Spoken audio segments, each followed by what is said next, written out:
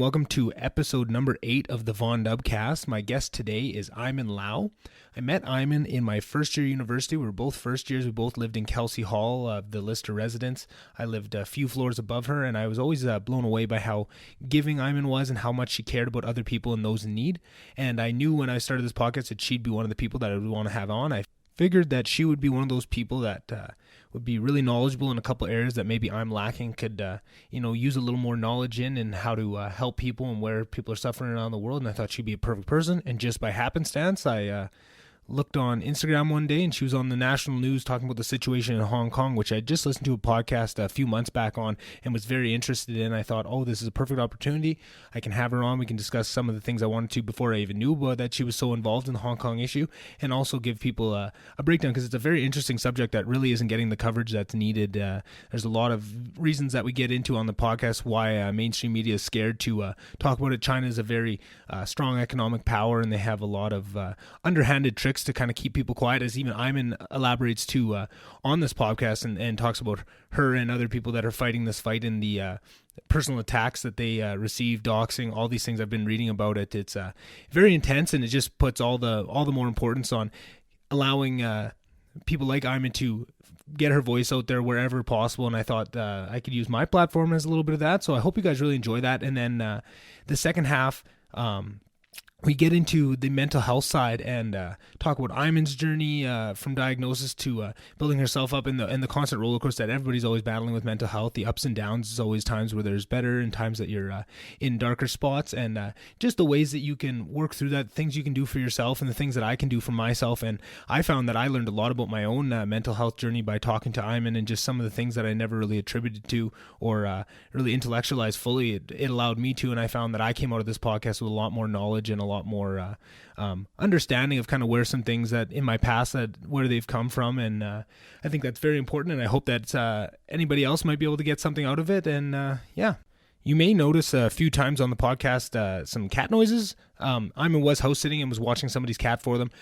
You can hear it a few times. I didn't really notice it that much, but if you do, if it bugs you, sorry. But I think it just adds another little layer of realism to the podcast, and we're pet-friendly podcast here at the VonDubCast. So if anybody wants to bring their pet on, I have no problem with it, and hopefully this breaks down the door for any future pet guests that we want to have on. All right, everyone enjoy.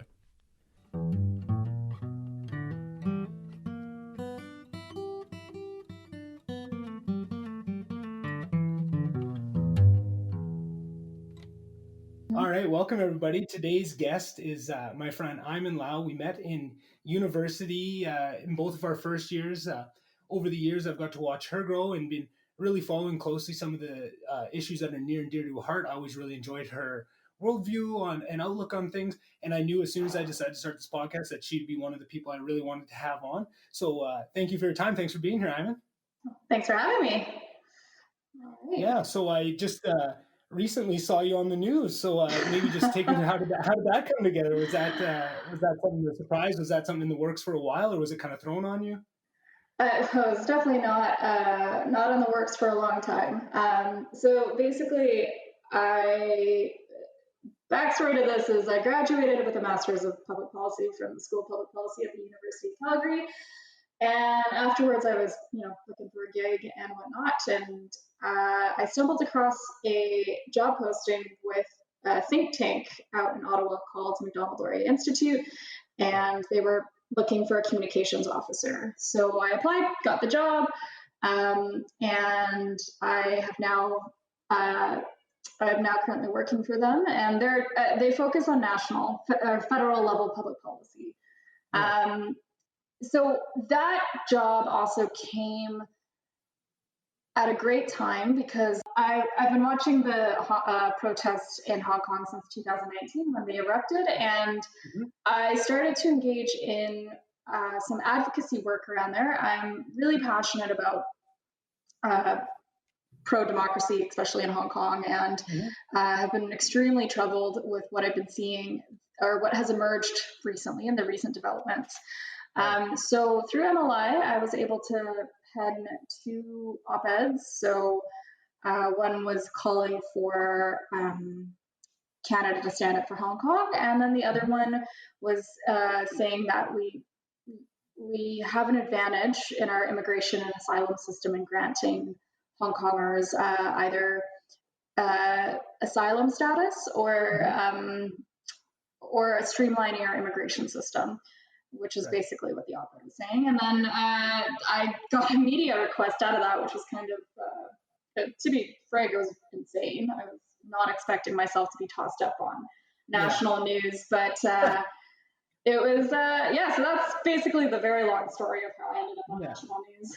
How did that feel? Was that scary getting that call? How was it? It was a very good test of how much anxiety I can handle. I spent my entire morning in like sort of this anxious haze. To be fully honest with you, I blacked out throughout the interview. It was 3 minutes, but I just blacked out. After I finished it, I was thinking. I texted my mom, and she was like, "Well, what kind of questions did he ask?" And I was like, "I truly don't remember. I don't recall the interview. It was just the most bizarre, sort of surreal experience I've had." And so, it was good. Nice to get something, and it's nice to get something like that out of the way, and just, it is a big scary moment, but then you kind of, if you ever get the chance to do it again, you kind of have that out of the way, and now you know that even if you do black out and get through it, you can send it on to that article. And I listened to it today, and I don't think you're giving yourself enough credit. I thought you comported yourself very well. It was very cool to see someone I know up on the news like that. It was a very nice moment of pride for me, and it was so cool because even before all the Hong Kong stuff, I knew you were on my list for podcast guests, just for some other things that I'm sure we'll get into after Hong Kong. But just seeing that, it was such a cool segue. I knew I had to reach out to you right away. I thought maybe it'd be a couple months before I had you on, because I listened to a podcast from a comedian that does comedy in Hong Kong, and he had on, and he was just they were talking comedy and stuff, but a lot about the riots and what the system that they're fighting against and all of that, and I found it extremely interesting. And I just wanted to take on some a little more personal accountability with it. Once I had heard that, you can have, if there's an issue like that in the world and you don't see it, or you don't do that initial investment, it's a lot easier to just let it lie and not do a little digging. But once you see that first piece of information that takes you out of that blissful ignorance into some, I know too much about it now to not take it further. You want to learn a bit about it, and then from there, it's just, you see all the things they're fighting against and how much is stacked against them. And I just think it's an incredible battle that's not getting the credit it deserves, and not the airwaves. And there's a million reasons, I'm sure we'll discuss a lot of them, against why it is so hard to get the word out, and why people are so scared. It just seems like there's a lot of fear in speaking out, in backing any certain side, and it really disappoints me, because it seems like at the point of where we've got to as a society, we should be free and open to have these discussions. If we cower in fear of people around the world, we're not very free, are we? Right? It's one thing to say, it's not my problem. They might not be free there, but I'm free here in Canada. I don't have to worry about that. But are we really that free if we can't even have the freedom to speak, openly and freely about human rights violations like that? So I just thought it'd be a great opportunity to bring you on and just get someone who actually knows it a little better than I do. So maybe if we can just start from the start of kind of the system. I have done a little bit of research, but just maybe for the listeners, of where the protests started and what they're fighting against. Sure. Just give me 1 second. I'm just going to close the door real quick, because he's just running around. So hold on to the cat. 100%. We're a cat-friendly podcast here. So I'm going to give a bit of a history lesson with Hong Kong. Of course. I think there's a lot of context that often gets lost, and I think especially now with what's happening in Hong Kong, a lot of it can be confusing to people. So essentially, Hong Kong wasn't founded on exactly the prettiest of histories, as history is often. So essentially what happened was Britain started trading with China in the late 1600s and early 1700s. And, there was a lot of things that China had that Britain wanted, which was porcelain, silk, but really what Britain loved was tea. Big shocker. Absolute shocker, really. But they loved it so much that they were willing to meet the demands of the Chinese emperor, who wanted pure silver bars in exchange for tea. Okay. And it was fine. Britain really loved tea, so they were willing to exchange pure silver bars for it. But what? Not to interrupt, but just kind of what timeline, what year about would this be? I don't really have an exact timeline, but it's around the late 70s, a couple hundred years ago, but like late 1600s, early 1700s. Okay, perfect. So what happened was the British Treasury started to run out of these silver bars. And so what they did was a truly horribly unethical thing, is they started to smuggle opium into China, which got the population addicted to opium. So now you hear, that stereotypical opium den. I mean, my own family history has ties to opium dens and things like that. It's kind of almost so pervasive that I think almost anybody that you talk to that is of Chinese origin will have some ties towards opium. Right. So at the time, that's how bad it was. Wow, I didn't realize it was that widespread. It was widespread. The population became addicted, and what they would do is they would smuggle in opium. Opium would be then traded for Chinese silver, which would then be used to buy the tea. So they were essentially kind of doing this scam. The Chinese government caught on, so they seized all the opium in China and threw 20,000 chests of opium into the sea, which pissed off the British, and they started the Opium Wars. So that's how that started. Eventually, it ended when there was a negotiation of peace deals, which also included the fact that China was going to give Hong Kong to Britain for 99 years. But the diplomat who actually negotiated that treaty, Sir Claude MacDonald, I think he didn't have it in his mind that Hong Kong was ever going to go back to China, because in his mind, I think it says like 99 years, but he says a little later on, 99 years to me was as good as forever. But that set the precedent that in 1997, this 99-year lease on the territory was going to expire. So then in 1984, Margaret Thatcher and the Chinese Premier Deng Xiaoping, they decided to sign a joint declaration for the future of Hong Kong, which essentially was going to see that Britain was agreeing to return China or Hong Kong back to China in 1997, on July 1st, 1997. But this joint declaration, not to get into the nitty-gritty of it, but basically promises China would give Hong Kong a high degree of autonomy for 50 years. So until 2047. So even Hong Kong's own special administration status, that had an expiration date. So I often hear people saying, oh, Hong Kong is just China. And I'm like, no, it is and it isn't. It's not supposed to be.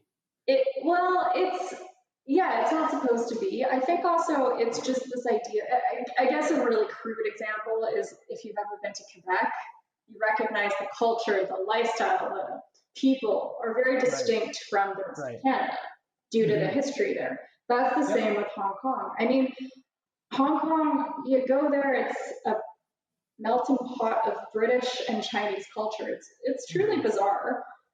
You'll see double-decker buses everywhere. Road names are British.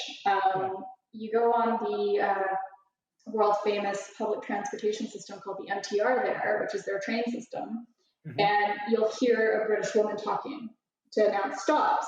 Mind the gap? Mind the gap, please alight here. Yeah, they have that. Oh, nice. Please alight here. You'll see some really, really old British sports being played, like bowl, where people play bowls across, which is just, you don't see that anymore, even in Britain. Horse races. I mean, I went to a horse race. Yeah, Happy Valley Racetrack is famous, and I went to one. And you'll hear on one side, there's a very significant, they have two different speakers, one that's shouting in Cantonese and the one that's shouting in British English. And it's just this very bizarre melting pot. Food there is like a mix between British and Chinese food. And often they fuse together. And there's, I think growing up when I went to Hong Kong, I would go for high tea. That was always kind of like a exciting a big event, a little treat with the family. We'd go to one of the fancy Shangri-La or whatever in Hong Kong, and or Mandarin Oriental, and we would go for high tea, and it was just this big event in my family. But it's just you can see the British culture there, but that has given rise to a really distinct culture from mainland China.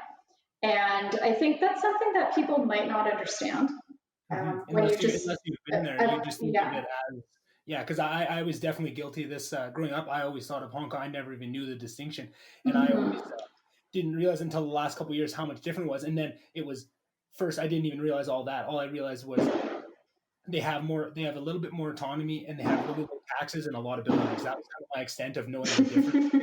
And then over the years, I've now understood more of where it comes from. And I think even sitting down all the reading I did on this, trying to prepare for myself, I didn't realize how much of it was the importance of the culture was that real mix of English and Chinese cultures that grows it to that point. But just kind of taking you back, so 97 was when they were supposed, that was the 99 years were up, that was when they were supposed to give Hong Kong back to China, but they decided to extend it 50 years where it wouldn't be exactly under British rule, but they'd have more autonomy. Is that, and that's till 47? Is that exact? I'm just trying to get it. Yeah. So I think I should also rewind a little bit. So I think you have to understand with where China's mindset was at is that at that point under Deng Xiaoping, they were starting to open up China. After coming off really horrific impacts from the Cultural Revolution and under Mao Zedong, and China at this point was weak, and they wanted to open up. They wanted to regain some of what they've lost, and Hong Kong presented an opportunity. And at that time, Hong Kong played a huge factor into China's economy. Now, not so much anymore, just because China has become its own economic beast in the world. But at that time, Hong Kong was integral. And but at the same time, they were super weak. So they agreed to this high degree of autonomy, this joint declaration, because at the same time, I think there was a hope in the Western world that China would eventually become a democracy in 50 years. Right. And which is, and then it wouldn't be an issue, and then Hong Kong would continue as it was, but which ultimately has been proven wrong. But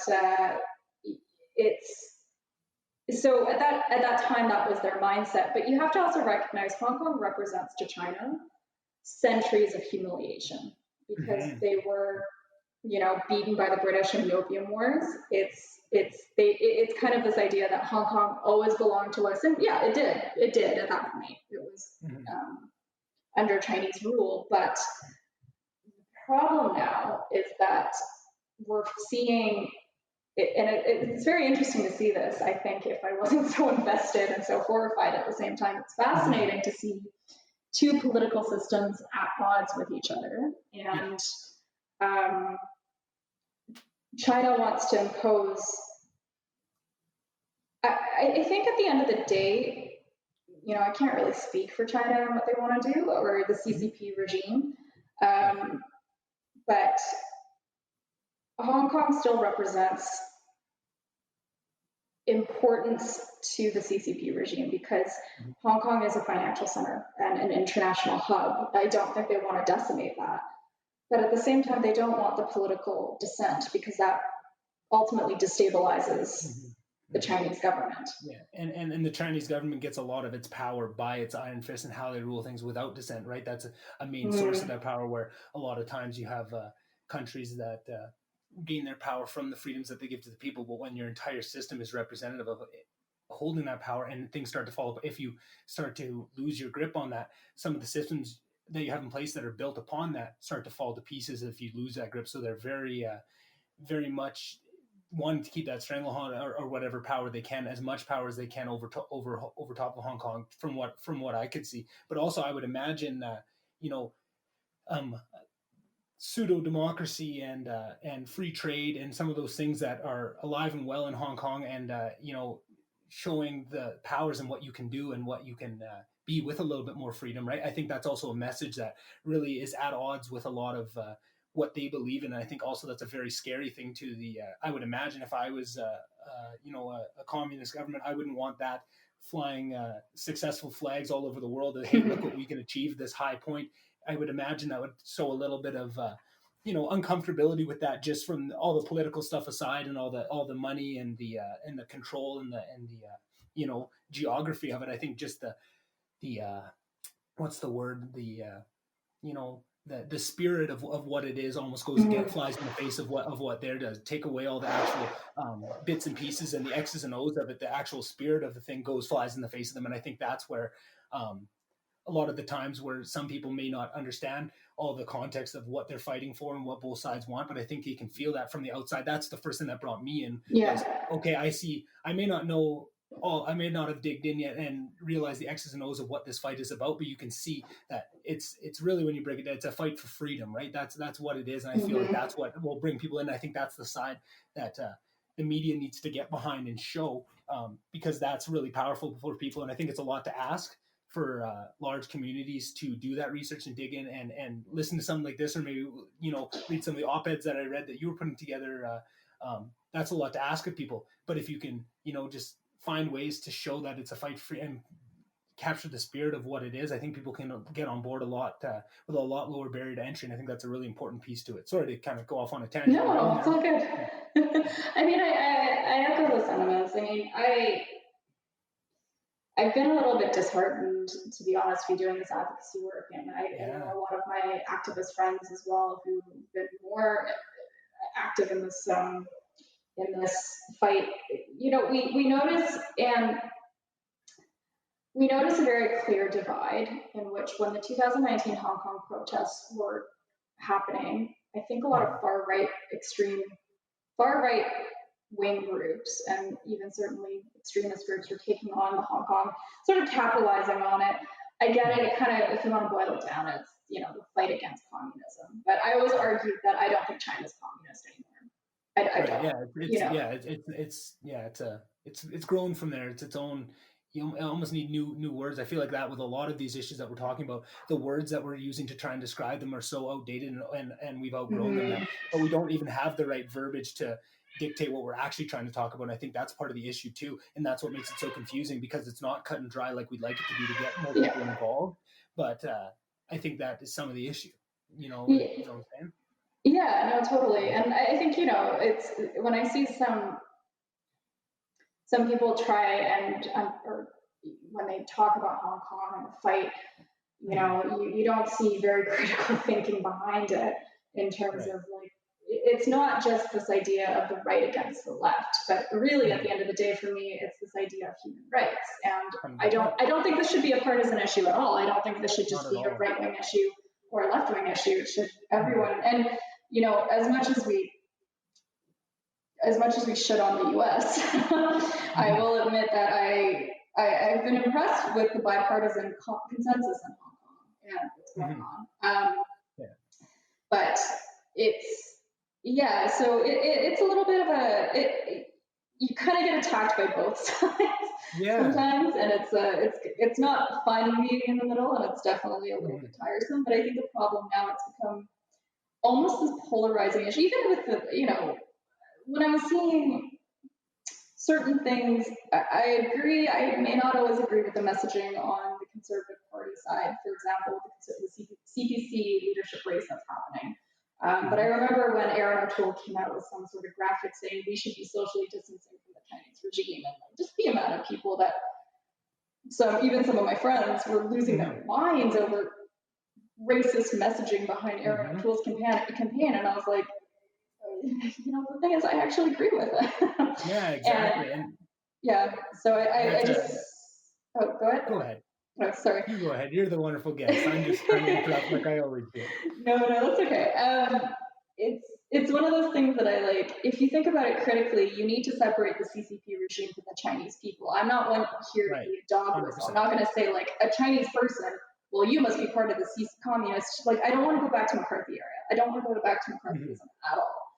But at the same time, it's, at what point are we turning a willful blindness against what the CCP regime is doing just because we don't want to be racist? 100%. And yeah. that's always a big fear that I have and that I see. And I think we saw that with the COVID stuff of, it seemed like, it's very unfortunate that, if the virus if there's going to be a pandemic, it has to start somewhere because of how worried we are to look racist with any of these kind of things. We didn't take the right steps. We let our, our inner, our inner goal to be on the cutting edge of being where we want society to go as Canada, I think, because we've always been on the cutting edge of being liberal, moving forward, rights for everybody. But I think in that effort, we weren't doing things. There was a time, I think it was already April, where people were allowed to fly in from China, and the extent of the testing was there was a little touchscreen that it said, "Have you been to the Wuhan province? Yes or no?" And you just hit no. There was no one there to check it, and that was the extent. And I think things like that was about as far as you could push it without having serious political blowback from the other side that you were being racist, and you could see it as much as every time any political leader anywhere did steps specifically relegating travel from China in the first couple of weeks. I think after it relaxed a little bit once people realized how severe it was. But I thought that was one of the biggest things I saw from the start of we have let.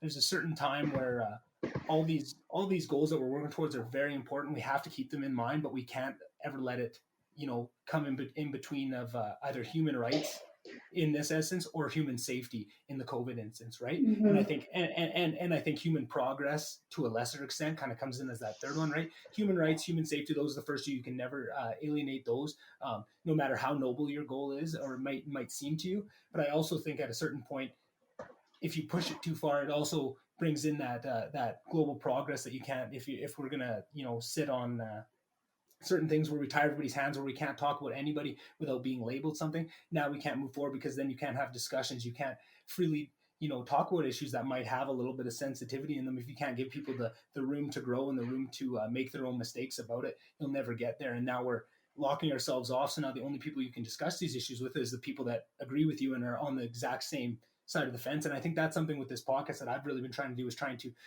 push myself to reach out to people that maybe don't match up directly with my mindset. I know at the very start, the first couple episodes I've listened to, it seemed like I have been doing that a little bit, having people on, but now I'm trying to, branch out, get more worldviews and show that to people that even if you don't agree with everything you have to say, you can still come to an agreement. And usually the most, the biggest steps forward are from both sides coming together and finding a way forward, right? Our biggest technology leaps, our biggest social leaps, it's always from everybody coming together and finding that side. If you're just isolating yourself with people that think like you're not going to get very far. You're not going to have much variation of ideas and content progression.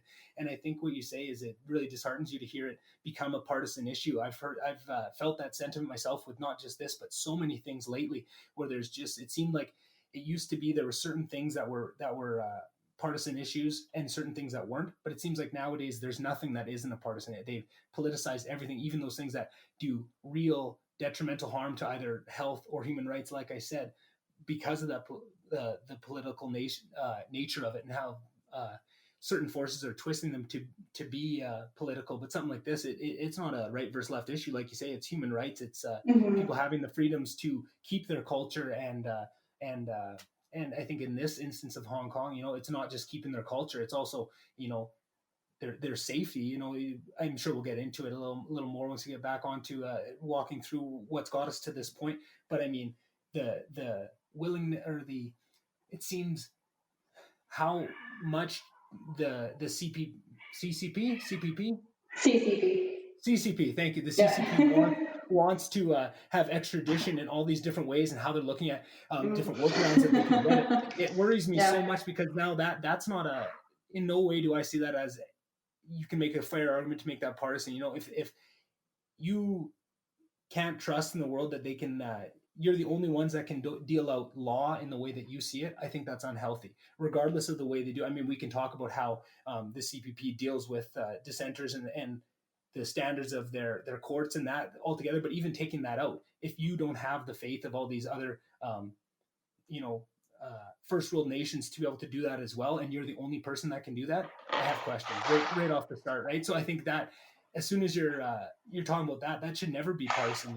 If we're talking about people's lives and the right to a free trial, those types of things, it doesn't matter if you're on the right or left. That is innately, we all agree on that. If you live in Canada, if you live in America, if you live in one of these places that prides themselves on freedom, those are huge core pieces of humanity and what allows us to move forward and do all these great things like you see in Hong Kong. And I think that's where I get so disheartened, like you say, is to see people attacked for these partisan attack vectors, right? Like you said, right, left, all those kind of things.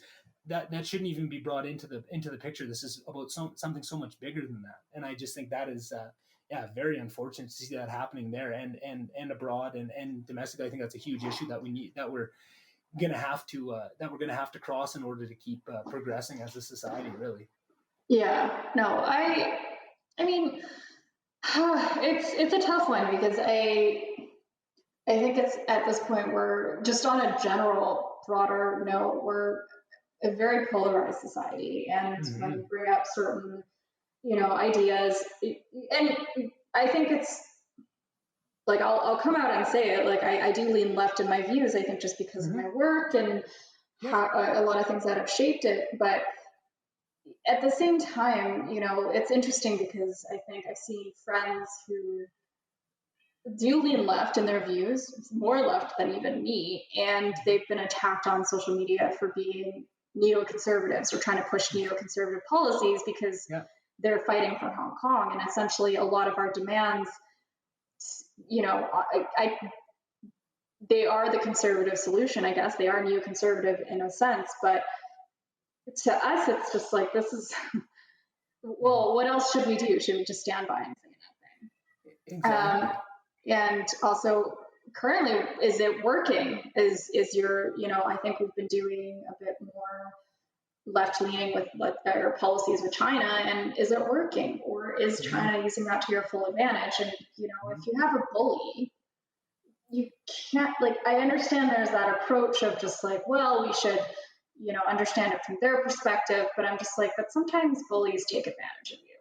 100%, and I think that's one of the worst things of Trump getting elected too. I mean, there's so many bad things that came of it, but I think one of the worst things for myself personally was to watch everyone be so focused on everything he does is bad. So when he does do stuff like kind of what I've been saying that Canada needs to do in response to China, maybe stand up a little bit and show, try and prevent at least a little bit from them taking advantage of some of our more good-natured sides. And then now that has been turned into a bad thing that even though that shouldn't be right versus left, somebody needing to stand up to a bully, like you're saying, that shouldn't be right or left. But now it's clearly a right idea, but I don't think it should be. I think if the left would have been a little quicker on the draw of maybe realizing issues that were coming down the pipe, if they would have got to it first, it never would have been. But just the fact that the Conservative Party in America is the first one to take that kind of shot across the bow at them, now that's their issue.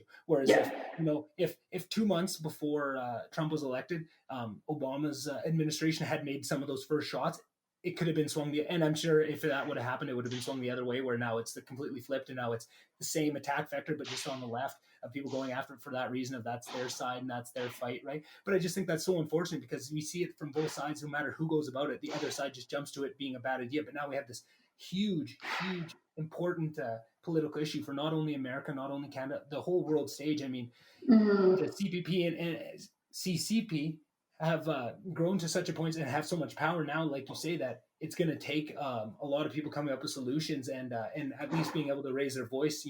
How are we going to come to solutions if we can't even talk? If everybody's too scared to even discuss different ways we could go about it, how are we ever going to find the right solution if finding any solution is frowned upon or condemned as a partisan issue, that if you even want to talk about it, now you're lumped in with that, when really you shouldn't be. Like you say, that can be somewhere you hold those even center left moderate views and still feel strongly about this one issue, right?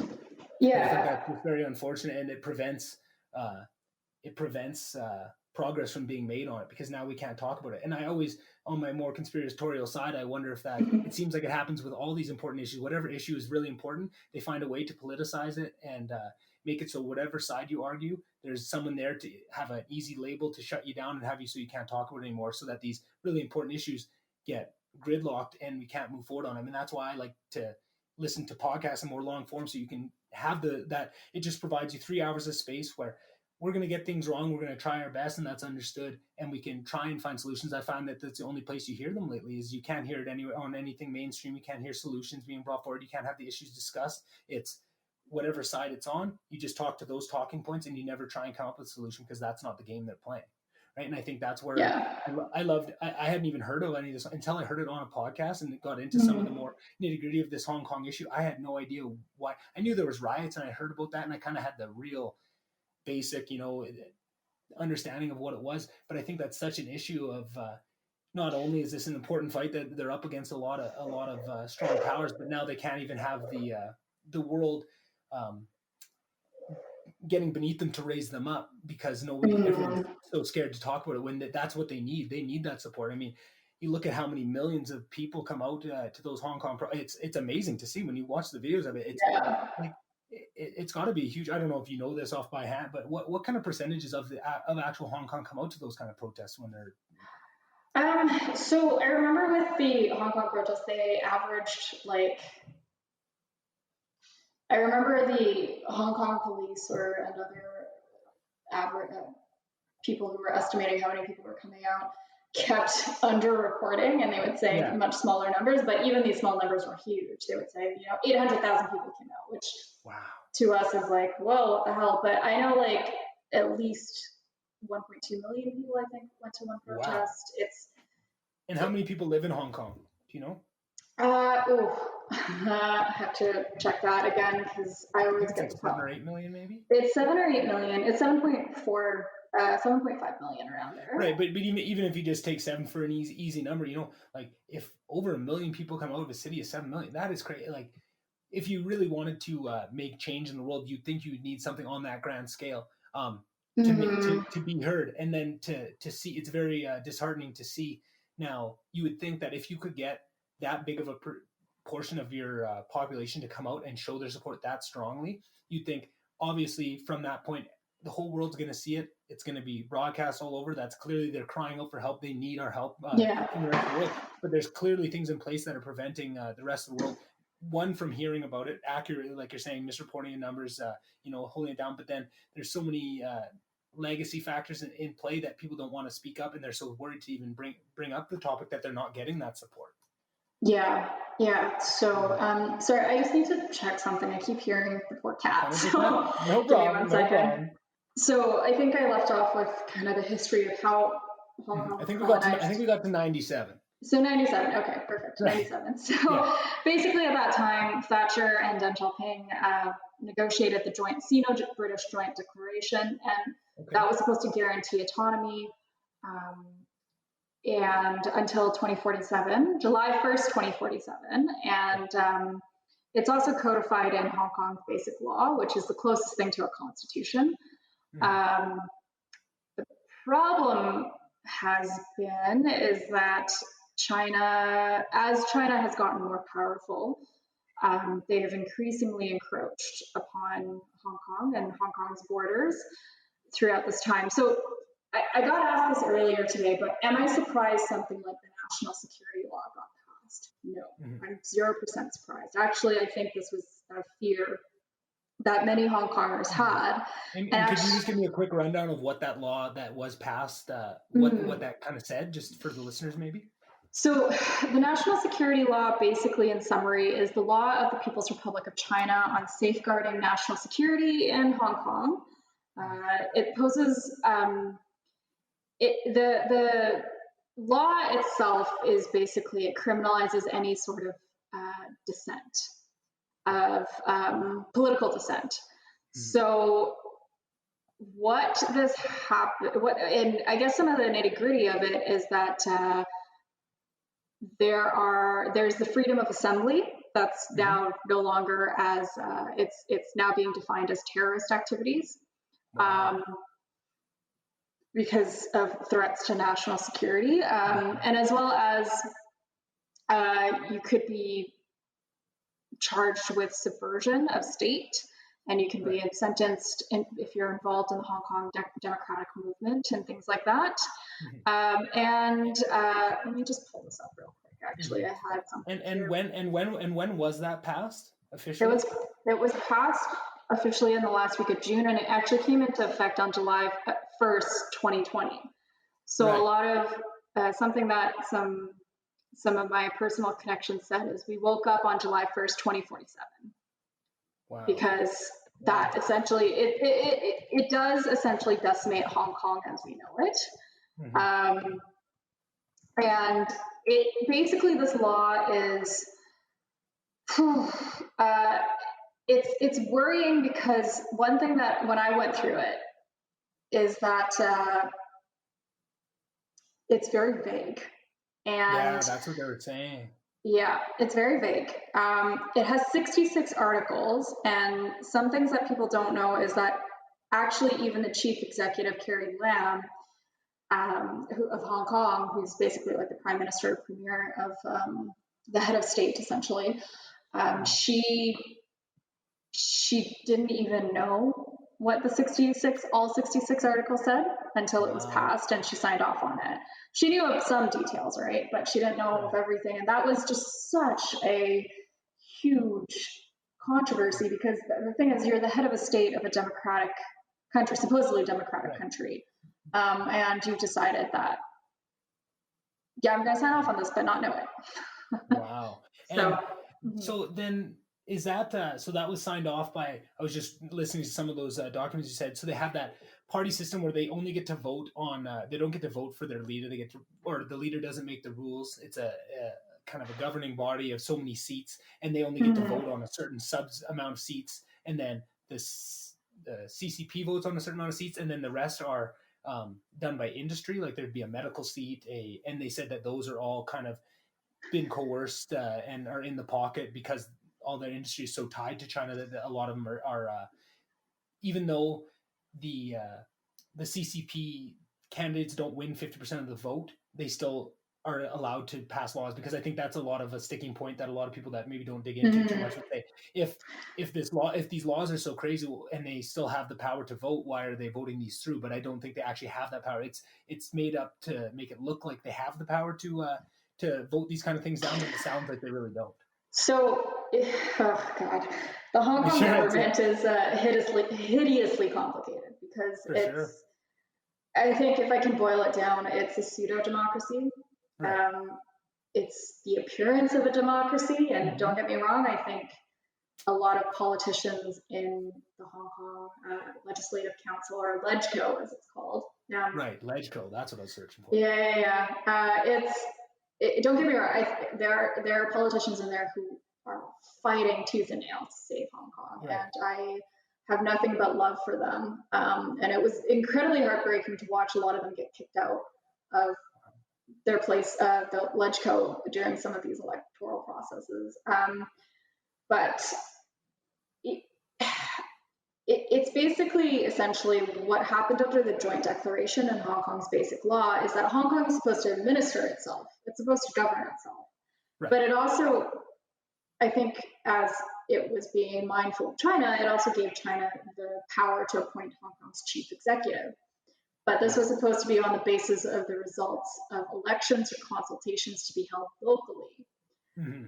So in practice, it's supposed to be an election committee currently of about 1,200 people votes. They votes, or an election committee votes, of about 1,200 people, and then they select the chief executive, who's to serve a 5-year term. The only catch with this right now, and why I call it a pseudo-democracy, is because the committee is stocked with Beijing loyalists. So so whoever wins is more or less the candidate that Beijing wants to win. Right. So you're never really going to get a candidate, for example, in Taiwan, with what we saw with President Tsai, who is very pro-democracy, almost takes an anti-China stance. You're never going to see that in Hong Kong, because the chief executive is supposed to be appointed by Beijing, or there's mechanisms in place that allows Beijing to pick their preferred candidate. Right. So, but Hong Kong's basic law goes a little bit further and says the ultimate aim of the to elect a chief executive, it should be through universal suffrage upon nomination, by a broadly representative nominating committee. So for pro-democracy activists, that should be means one person, one vote. And Beijing said in 2007, you can have, they would grant universal suffrage in 2017, but then all of a sudden in 2014, they said, well, you can have it, but the candidates have to be chosen by a nominating committee. So again, they have to pick who gets to be the committee. So that's kind of like, well, Beijing gets to control the nomination. So really, it's not any meaningful choice. And that actually led to the 2014 umbrella revolution. Right. Which is another protest. I mean, so I think also to put the 2019 Hong Kong protests and how we ended up here, to put that into more of a context, is Hong Kong's had actually multiple protests against certain laws they find. Like for one, that actually just got passed in June, which was very unfortunate, which is you can't make fun of the Chinese national anthem, essentially. Wow.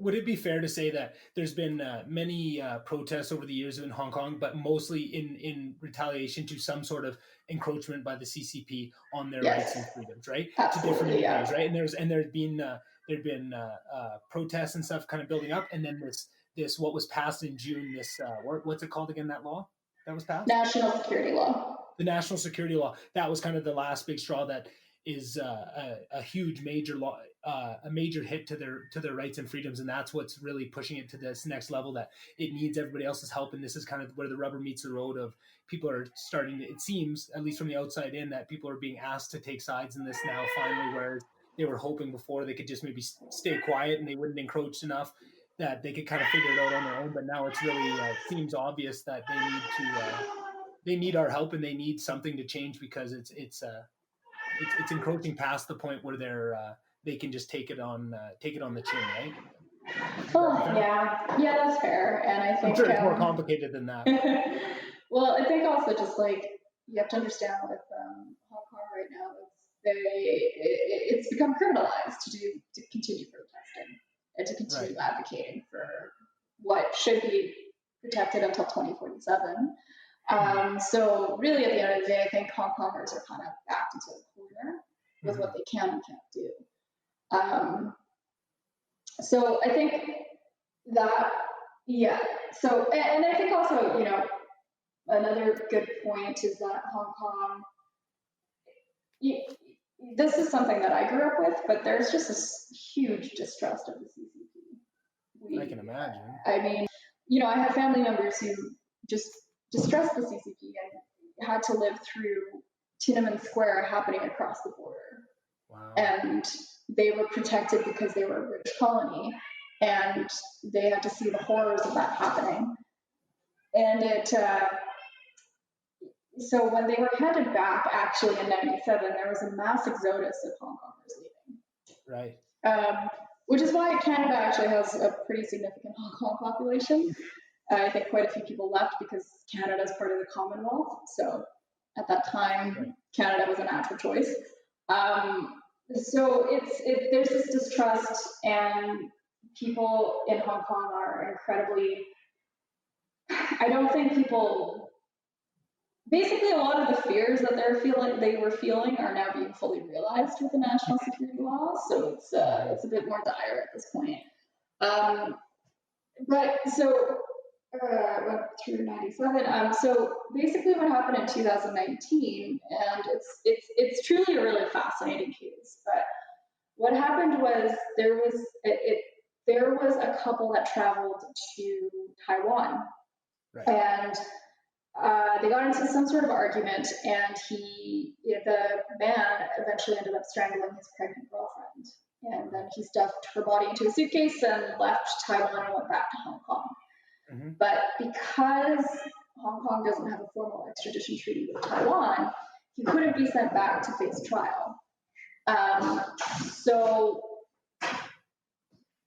there's a lot of rumors, and I'm sure personally I believe them, but there was rumors that Taiwan actually did send a special request for extradition for this case, but that request was not answered.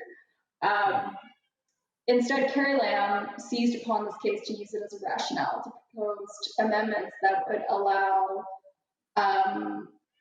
case-by-case extradition to countries that lack formal extradition treaties with Hong Kong. Right. So notably, that included mainland China. And but the thing that like boggles my mind with this is just that it didn't start with China; it started with Taiwan. Yeah, and this used that as an opportunity. Yeah, they used it. So it became known as the China extradition law, and it also was symbolic that it was starting to see places like Hong Kong, which was a British colony, Macau, which was a Portuguese colony, and then Taiwan, which has been this independent state that has been operating as so for many years. You seem to be put under this legal umbrella of China, who at the time, who is currently arbitrarily imprisoning people if they displease the government. And notably at that time, there was certain, there was a very famous case of Hong Kong booksellers who, it's called the Causeway Bay Book disappearances. And what happened was there was a series of international disappearances of 5 staff members of Causeway Bay Books, which is a former bookstore located in Hong Kong. Right. And between October and December 2015, 5 staff of that bookstore went missing. And then at least 2 of them disappeared in mainland China, 1 in Thailand, 1 member was seen in Hong Kong, and then eventually revealed to be in Shenzhen, which is just across the border, which is Chinese land, and or under Chinese rule. So he basically, the disappearances happened, and then there was virtual reappearances of 2 of the missing men in the forms of letters and photographs. And then famously, Aimen Lau, he gave a confessional video broadcast stating that they had said, "Oh, we returned to the mainland China voluntarily," and whatnot. So also, I should also say the reason why people were believed to be taken into custody is because they were selling books to, I believe, they sold a number of political books that are considered sensitive and banned in mainland China. But freedom of speech is protected under the Basic Law, Article 27. So they could, I think at that time they could technically do it, but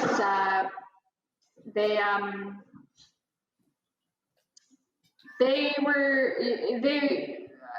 detained, and it became sensationalized and also just a very troubling case. But around the time of his disappearance, Aimen Lau was rumored to be working on a book that was going to detail Xi Jinping's personal sex life, essentially. Wow. So, there was, exactly. So there was just like a lot of crap around it. But I think what became worrisome was in 2016, one of the booksellers, Lam Wing-Ki, he came back to Hong Kong. And then he gave a huge long press conference, which he detailed the circumstances surrounding his detention. And then he also described how his confession was scripted and stage managed. So, which is their playbook, it seems, all the time. Just from the research I did, it sounds like all the time they find people that mysteriously will come out and announce that they have all these back taxes they haven't paid, or that they had seen a prostitute many years ago and that they were now taking their punishment. And there's all very scripted, but they just find, I don't know if they're threatening families or what they're doing, but just it's an amazing coincidence how often these people that are enemies of the state, or whatever you want to call it, are coming out and just self admitting that they've done all these things or whatever. Lots of them, it's not even really bad things like prostitution, but once you go through the trial system, there's it doesn't really matter what they get you on, it seems. No, it doesn't seem to matter. And also, what's interesting is Lam Wing-Ki, he actually moved to Taiwan when they proposed the extradition law, because he was like, nope, that was his response. So the extradition law happened, and then that's what sparked the protests. Right. Also, that was in 2017 or 2019 where the extradition law passed? 2019.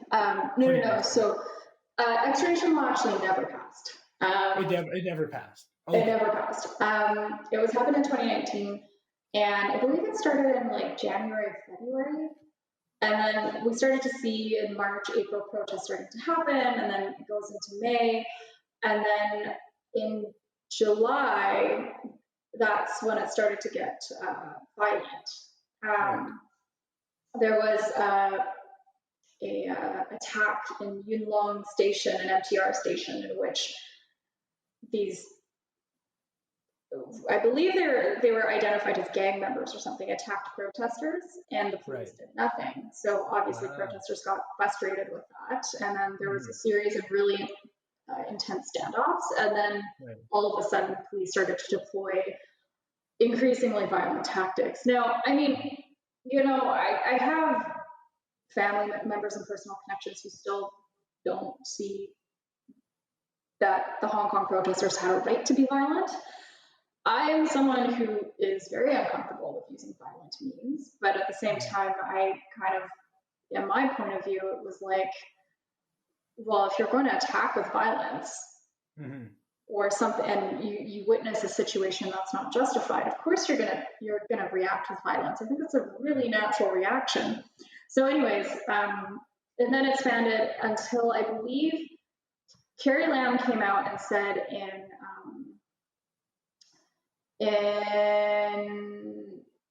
June of, she came out and said it was suspended, which ultimately meant the extradition bill was wasn't going to go through. Right. And then all of a sudden it was, I forget when she formally withdrew it, but I'm also getting some of my timeline mixed up. I'm sorry. It's a lot of information. I was going to say it's a lot to keep track of. I appreciate the lesson. It's very interesting. Yeah. But so I should say that on June 9th, the history of violence too. So Yuen Long was one of the violent incidences, but actually on June 12th, sorry, not June 9th, there was a really notable incidents which protesters had swarmed the area near the Hong Kong legislature, which would delay the debate that would have effectively allowed for the speedy passage of the extradition law amendments. Right. And then all of a sudden, these protesters were met with violence of police firing tear gas and rubber bullets and all this. And so the protests in 2019 saw, I believe, 2 casualties. There was a man, a caretaker, I think in his 60s or 70s, who was hit with a brick by the protesters, and he unfortunately died. There was another man who he was protesting, and I think he went over the railing, and I'm not too sure what the arguments were, but I believe people were pointing their fingers at the police, and it's such a crazy situation. There was another protester who committed suicide because they just didn't see Hong Kong getting any better after this. And then we started to see, like, as someone who has been to Hong Kong and has really close connections with Hong Kong, like, I can say 2019 was probably one of the worst summers of my life. I was finishing up my thesis, so I was sitting at home writing this thesis, and then would go on social media and be confronted with very violent imagery to a point that I started freaking out because I just wasn't too sure if I was going to see a family member or a personal, like a friend or even an acquaintance being arrested or worse yet, being shot. Actually, there was a video of a protester who got shot, and I recognized that street because that's one of my family members' neighborhood. And I just had a huge freak out. Like I just couldn't understand. Like it was one of those things that's, how would I say? It's like watching. You're looking at home. You should recognize it. You should recognize the street. You should recognize the site in front of you. But I don't. Like I physically cannot connect with that place. And then I think it even got worse when there's the occupation of the Polytechnic University in Hong Kong, and it literally became a battleground. I was just shocked. I was watching these kids engage in warfare, Wow. And it was just nuts. And it was just, so it was a really, you know, to be fully honest, even now, sometimes I get really sick to my stomach opening up social media because I just don't know what I'm going to see. Of course. And I think one of the harder parts is to have to comfort family members here who Yeah. obviously have much deeper ties to Hong Kong. Sure. And it's hard to comfort someone when, you know, I just don't have anything in my toolbox, put it this way. I Yeah. don't know. I have never dealt with this situation. So you're watching someone watch their home be destroyed. Yeah, And you can't. and you can't say everything's going to be okay because it seems like such a untenable situation. You can't really give any placations or say anything, and there's not much you can do to help. I mean, you're doing exactly what you can by doing stuff like this and trying to spread that message. But man, I just I can't imagine the helplessness that you must feel going through that, and that's magnified even further with all, especially with such a mass exodus, like you said, across the world of people trying to escape before, kind of seeing the writing on the wall and trying to get away. I'm sure that's echoed around the world, everywhere people ran to try and get away from this, and then just to feel the helplessness, like you're saying, recognizing the streets and recognizing all these things and recognizing people. I think that was on the podcast that I'd listened to that first sparked my interest in this subject. He was saying that was great. He was part of the protest, but he said because of the mass of people that you're talking, he said you could be on, there could be violent protests happening at one point and completely peaceful protests on opposite sides of like the same street, but just, you know, kilometers and kilometers away. But he was saying that when he'd watched the imagery like that, he was recognizing people, like you said, even after the fact, of people trying to point out like, oh no, I know that guy and stuff. And the other thing he was saying was it was so unfortunate because they would at the start they would and I don't know how accurate this is, maybe correct me if I'm wrong, but he was saying that they would go get their protest license. They were doing everything by the book, of finding the time, doing everything by the book, and then they would just find reasons to of how, you know, he kind of framed it just as tear gas, but I'll just use tear. I think he was using tear gas as an analogy for just violence in general. I'm sure it was more than that, but he said, okay, so if they booked their protest license for 2 p.m., people, you know, would start showing up. But if they showed up a minute early to start protesting, that was it. That was their sign. They were already starting to tear gas. Or if they said that it went till 6 p.m., and so if you were out 1 second later, they were just finding different encroachments. Or if you went off this one street, right, he said the protests would grow to such size that they would only have the okay to protest on, say, you know, straight street A, B, and C, and just the mass of people would force you out into these other areas. And as soon as they did, even though it was no fault of anybody's, they would open it up. And it seemed, he said, just progressively as it went on, the use of violence and the readiness and the quickness to employ it just seemed to ramp up as this went on. And that was very disheartening for them to they were trying to do everything they could to keep things peaceful for the most part. I mean, you can't say that for a massive throng of people like that. I'm sure everybody has different agendas, but for the most part, they were trying to do it in the right way of what they were being told. But the message that was being sent back to them is, it doesn't matter what you try and do. We don't want you out here, and we're going to do everything we can to stop it. Right? Yeah. Well, and also I think on top of that, there was almost what seemed like asymmetric use of power on the Hong Kong police. I mean, you know, there was reports of them calling protesters cockroaches. They were blocking first aid medics from getting to be able to help people. They were also, you know, there are certain things that are enshrined in Hong Kong's basic law at the time that should allow for protesting. And so when things were being done by the book, there was still this kind of unjustified response back to the protests, which was starting to be seen as censorship. It was starting to be seen as, well, you guys are protesting, not letting us protest this cause because it's a threat to the CCP and they're trying to encroach on our rights and freedoms. And so I think it became, it started to see as this kind of asymmetrical use of power. So I think, you know, at the end of the day, people responded in a really natural response. When you face injustice, you respond in ways that, you know, not everyone's going to agree with you on how you respond, but I think those are very normal responses. I mean, it's very, and you know, there was a lot of harm happening. I think an Indonesian journalist lost her eye because she got shot with a rubber bullet. Mm-hmm. So that became one of a kind of a symbol of the Hong Kong protest. People would cover one of their eyes Right. to represent what happened with her. Mm-hmm. So there was definitely abuses of power. And also I should mention, this will never be brought out by the Hong Kong government because obviously they are on the side of the police, but there were lots of reports of torture, lots of reports of sexual violence against female protesters. Wow. By the Hong Kong police.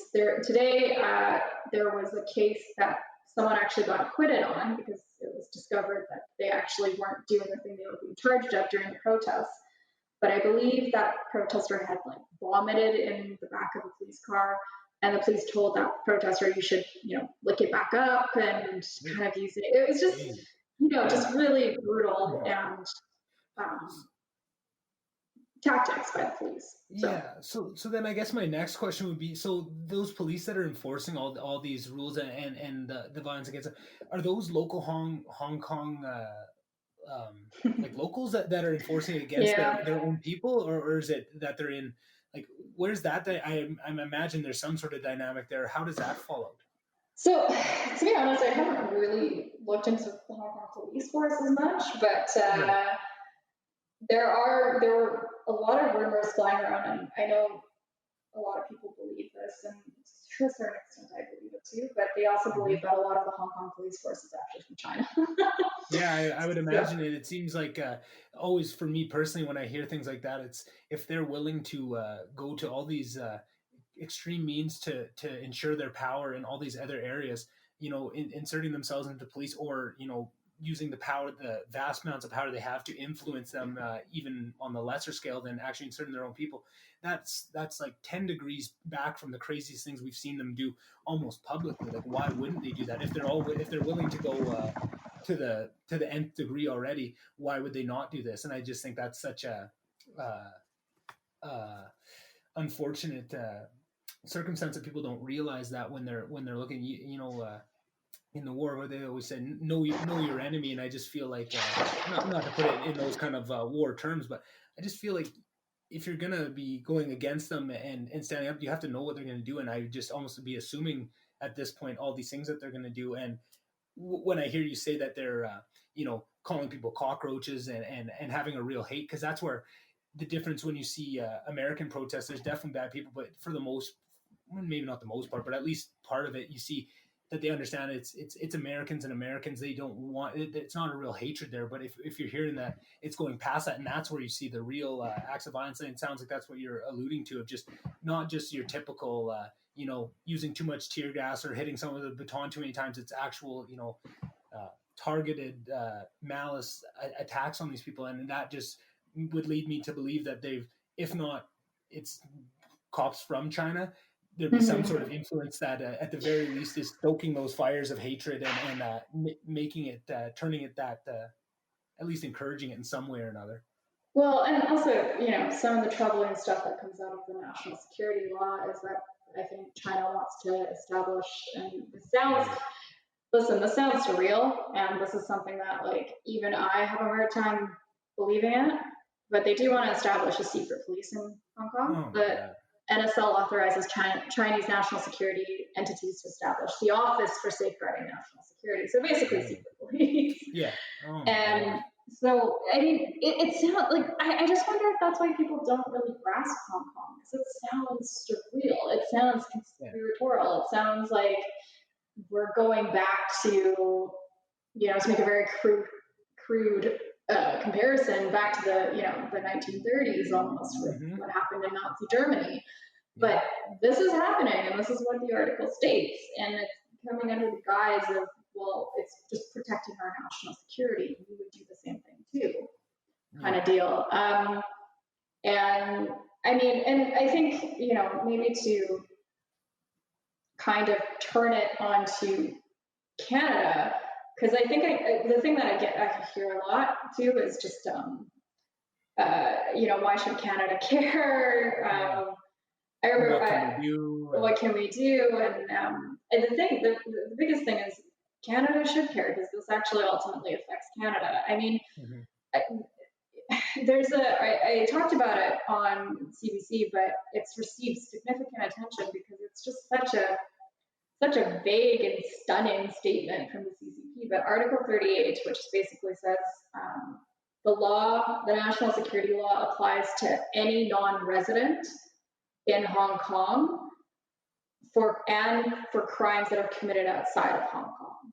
So the question now is, did the CCP just extend their powers to anyone on the planet? Because the question is, if someone who's, let's say, a Canadian passionate about democracy is advocating for democracy in Hong Kong, goes to Hong Kong, essentially that means that that person could be detained. And also, so I think the Article 38, the reason why it was in place was because they wanted people like me and the Hong Kong diaspora community to choose between whether or not we wanted to continue advocating or whether or not we wanted to return back to Hong Kong. Wow. So I actually put a statement on Twitter a couple days ago saying that I think it's a little futile, but I just put it out just to be like, look, I said it, can't use this against me, but I did say, I have no intentions of returning back to Hong Kong again, or China. As much as that hurts, because Hong Kong, I consider it a home. I consider it a part of who I am, so I don't get to go back. It's a tough thing. I'm still sort of grappling with it. Yeah, of course. Do you remember when you specifically? I'm sure maybe you didn't come to this in one moment. It might have been over time, but do you remember when that really sank in, or when you made that conscious decision that you were making that choice and you wouldn't be going back? Do you remember that? I think in the 2019 protests, I kind of realized, I was like, I don't think I'll be going back anytime soon, because it was when it started getting really, really violent that I was like, I don't think I'm going back anytime soon. And then the other part that really hurts was, I don't think I can bring my future kids there. I don't think I get to bring my future kids to see their grandparents, because my grandparents are buried in Hong Kong. So I don't get to share that with them. I just get to share the memories of Hong Kong with them. So I think it's always been there, and I've been trying to slowly accept it, because as much as I don't want to accept what's going on, it's at some point I'm going to have to. And so that it's still like I can say it now with a very clear mind and almost an emotional detachment away from it, but there's still another part of me that's just like, oh yeah, I might go back to Hong Kong. I might be able to. There's always a hope. But it just to me, just my first thought on that is just thinking of, my mind goes right to those thousands and thousands of people that Hong Kong is their home, and they had to escape seeing this, and then to be forced to make that choice, right? Because the way they've set this game up, you're very right in saying that they're forcing you to choose whether you can ever return, or if you want to, join the fight. It's either back down and don't join this fight, let us, just whoever's there is who's going to fight this battle, nobody else enter this arena, or you can never come back. And essentially they're forcing people into that choice. And for your either if it's your birthplace or just home to you, if something's home to you, it's a special connection. It's almost a mourning that you go through if you have to disconnect and make that decision that you're never going to be able to go back. And just the thought of I can see the emotion on your face when you talk about it, and just thinking about the thousands and thousands, probably tens of thousands of people around the world that are going through that same feeling of grief and mourning. And not only grief and mourning usually comes with unintended consequences. Usually when you're mourning someone, it's an unexpected loss, or maybe it is expected, but at least it was something. You weren't forced to make that choice yourself. Of really, that's what they're forcing people to do. Not only are they forcing them into this loss of something really important to core to who they are, but they're also making them choose it, right? It's almost like making someone to save their kids, shoot their significant other and making them make that choice for that. Like it's an awful position they're putting people in. And I just feel like it's so unfortunate. Everybody's so scared to even discuss this as a topic that's just another layer of really, disappointing and really sad. It's just pure sadness, really, and nobody's seeing this and nobody's hearing this, and I think that's why it's really important for that message to get out.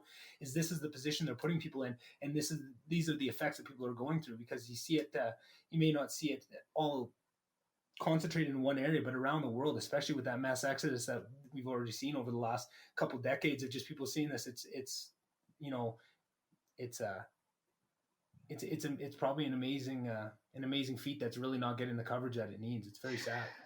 Yeah, but something that has been making me a little bit more hopeful is that there's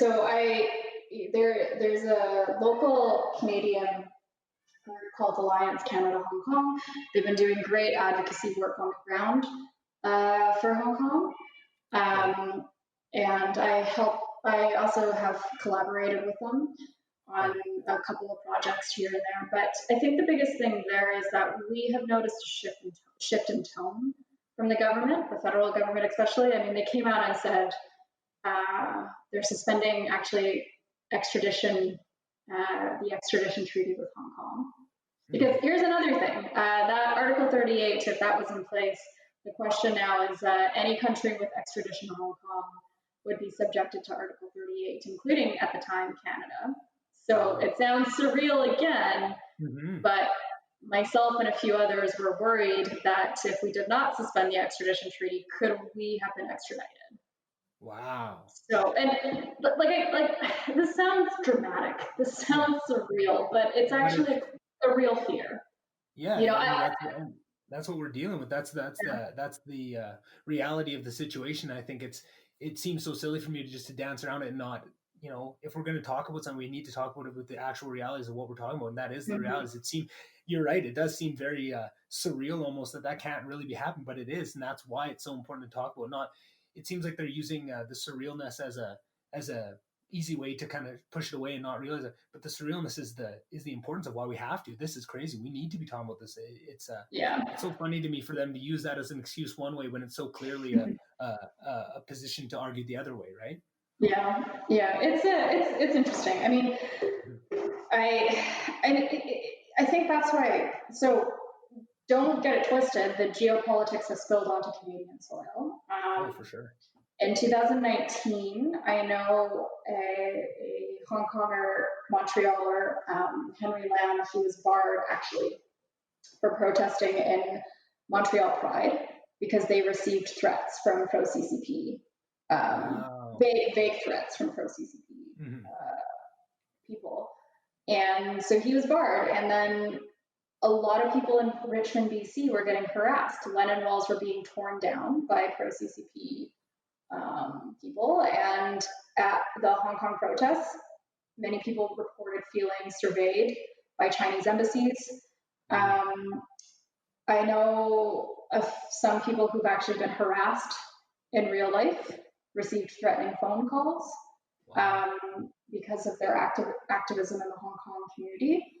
And, I would be lying if I didn't say that I have that same paranoia.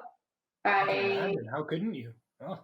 Yeah, and I mean, it does affect you, like on top of dealing with COVID and being Asian at the time of COVID. Of course.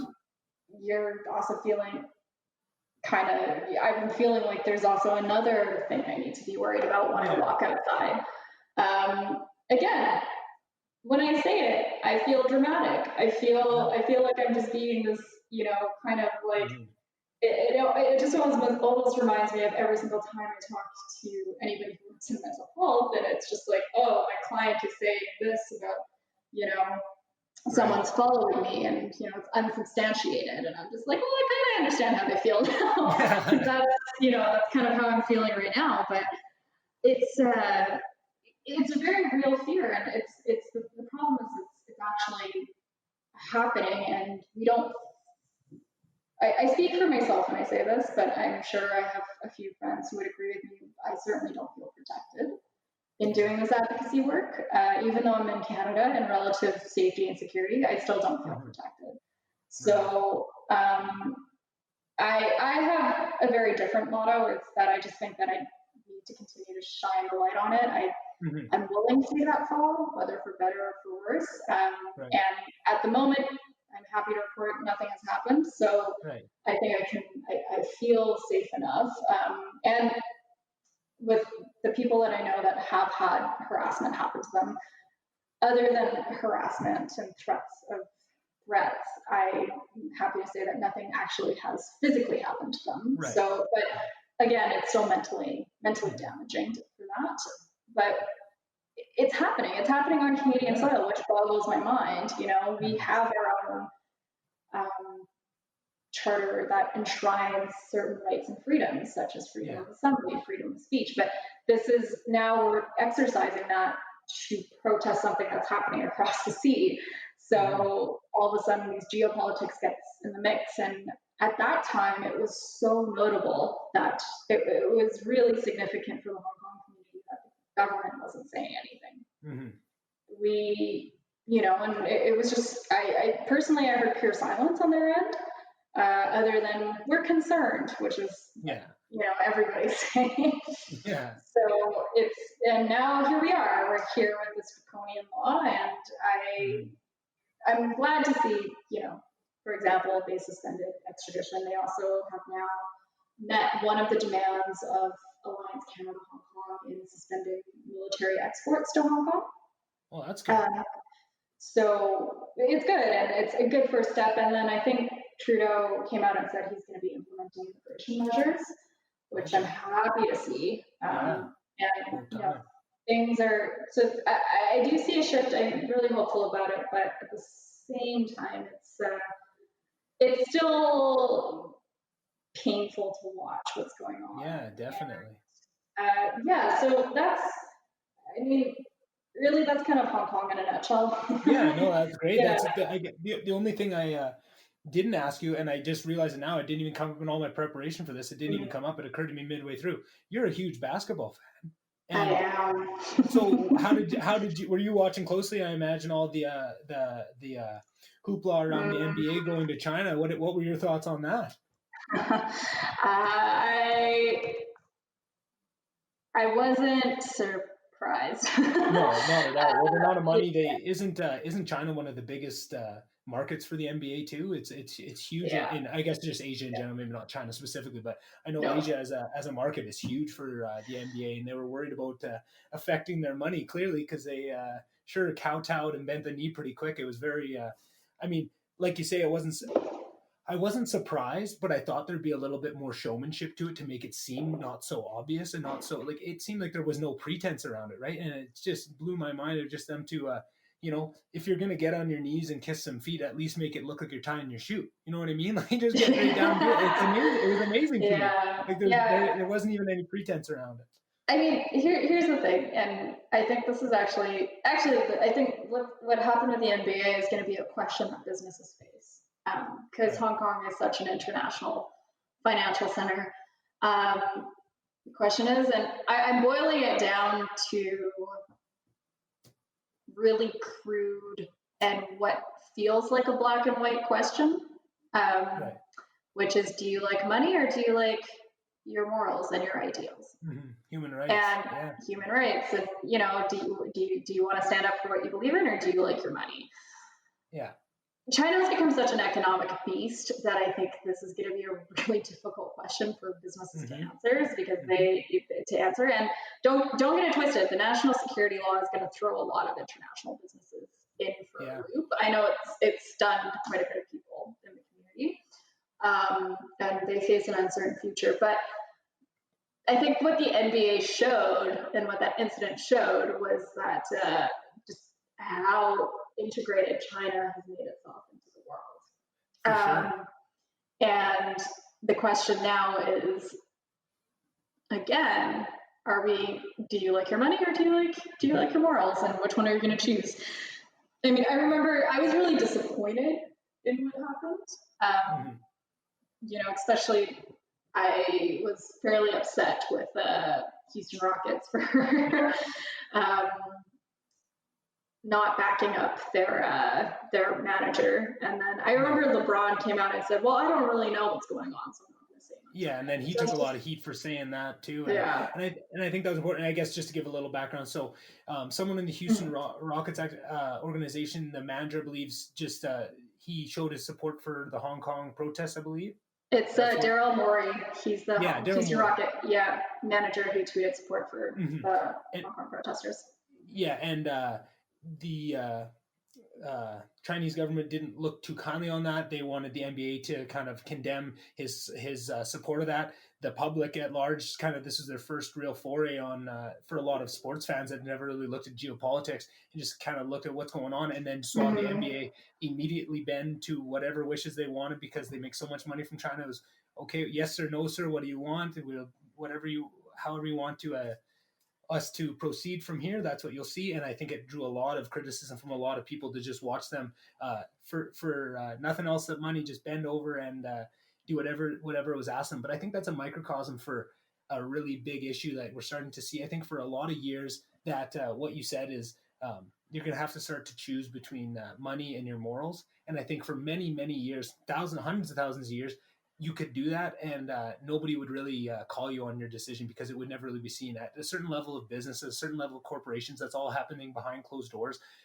And there's only certain times or certain breakdowns where that kind of comes out to light and people see those choices that they've made. And a lot of time those choices are money when you're talking about corporations. But I think now with the integration of social media and the internet and things getting more broad, those choices are becoming more public.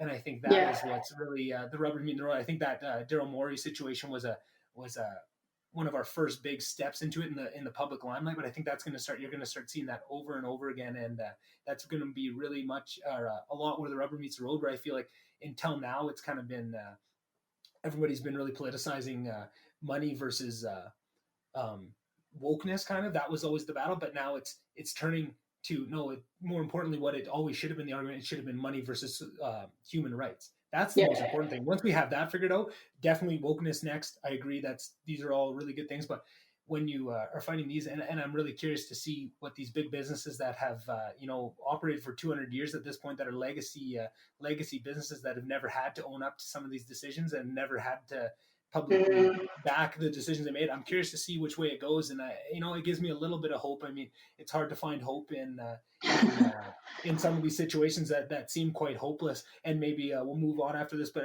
something that gave me hope with the Hong Kong protests, just the research I was doing, the comedian that I was listening to, he said it was so cool to watch at the end of these protests, and maybe now that they got more violent. I think he was speaking more towards the start, but there'd be people at the end of the protest with garbage bags cleaning everything up. They just to see that culture that cares about their city, because they're not just going out to fight for their own rights. They're fighting for their culture, and they're fighting for what's more, and they don't want to destroy it. And that's what he's saying. You don't see a lot of it's violence, but it's not destruction, right? They don't want to destroy it. It's a lot less burning things, a lot less smashing. It's more, if you're violent to us, we'll be violent to you, but with a purpose, right? It's not just wanton destruction just to make yourself feel hurt. And he said that was amazing, and the cleanup efforts that they would do, he said it was quite sustainable. I just thought from an outsider's perspective, that gives me hope. I wish we could see that more, because that I always think that at the end of the day, if you believe in your morals and you act appropriately, it all comes out in the wash at the end of the day. If you are on that and you really believe that, and I think just those little things like cleaning up,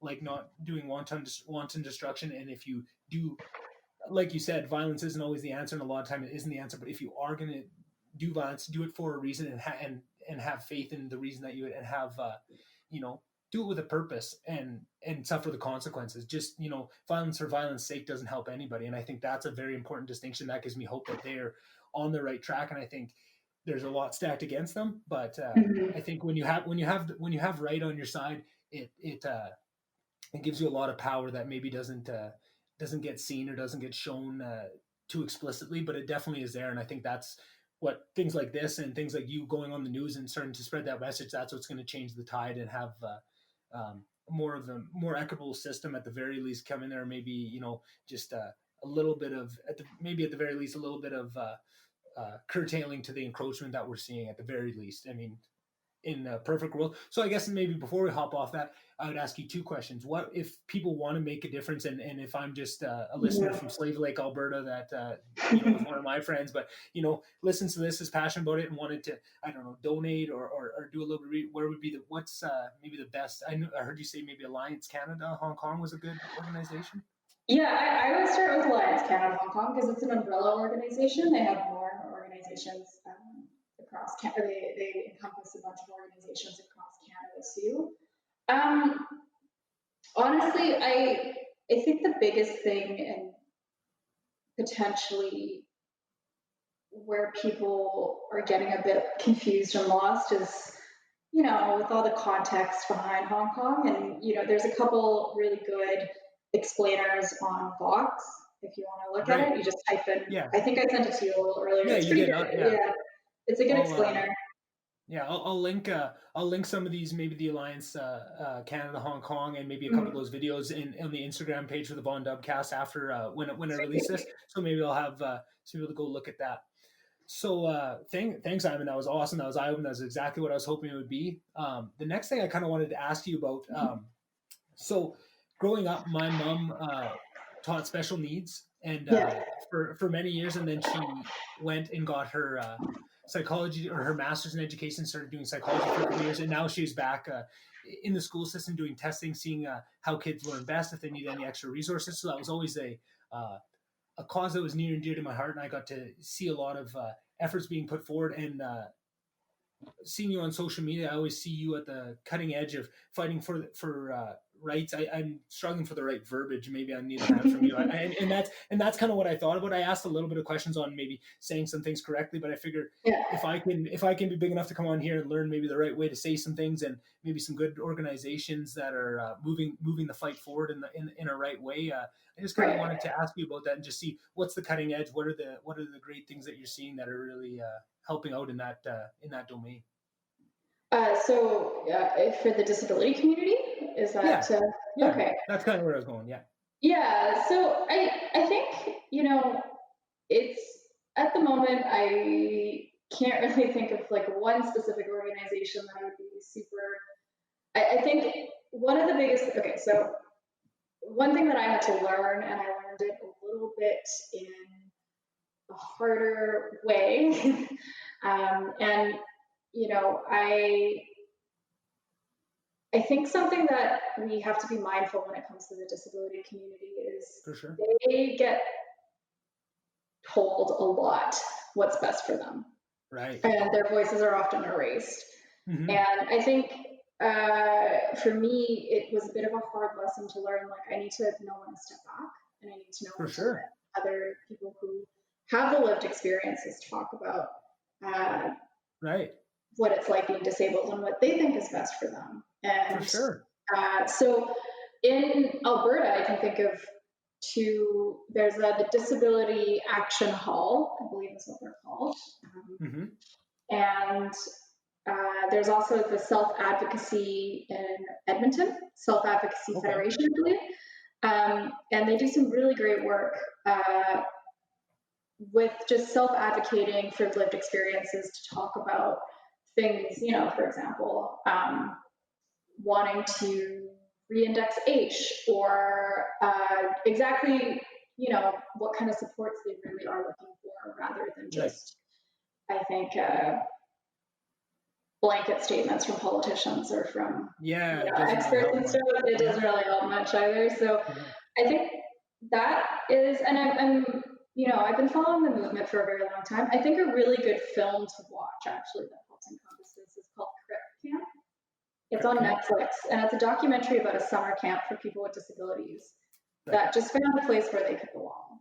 And so that's a really good one too. And I think it receives significant attention, but it's a really good watch, and it's a really heartwarming documentary as well too. But again, I've been trying to reflect on my own advocacy work, because with Hong Kong, that's a lived experience. With being disabled, I don't really have that experience. I love doing with disabilities, but I don't myself really have that experience. So I've been trying to be mindful more so now about how I go about advocating for sure with I'd never really disabilities. thought of it from that Yeah. perspective. That is a very important piece of it. I think I was definitely well, obviously was missing because that never occurred to me, but that is a huge piece of it. I can't imagine how frustrating that would be to hear people all the time for decades, telling you what you needed and what was going to be best for you. I mean, that would be very frustrating to me. So would there be some of these programs? I would imagine it'd be a good process to have them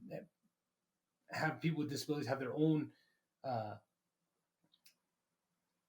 not what's the word groups that they can decide that for themselves of what they think would be best for the and kind of advocate for themselves. And I think that would be, I'm sure it's already happening. You think of one thing and it's already happened 10 different times in 10 different countries by the time you come up with the idea. But I just think that'd be a huge piece that going forward and maybe starting to spread that message of letting them advocate for themselves and not trying to step in and tell them what they need. Yeah, well, there's a term in the disability community that I learned when I was doing a bachelor's of social work and critical disability studies, and it's nothing about us without us. Right. And so it's I think that's something that's when you get a little too caught up, because I actually, so it's funny to me now that I'm in foreign policy and I was getting interviewed on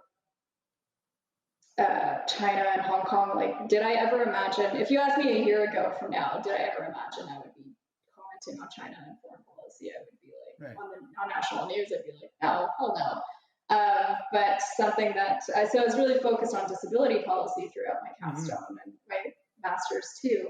But something that I had to learn was, ensuring that we're giving those voices that otherwise might not be heard a seat at the table, especially when it affects them, especially when you're proposing solutions that ultimately will have an impact on their lives and not yours.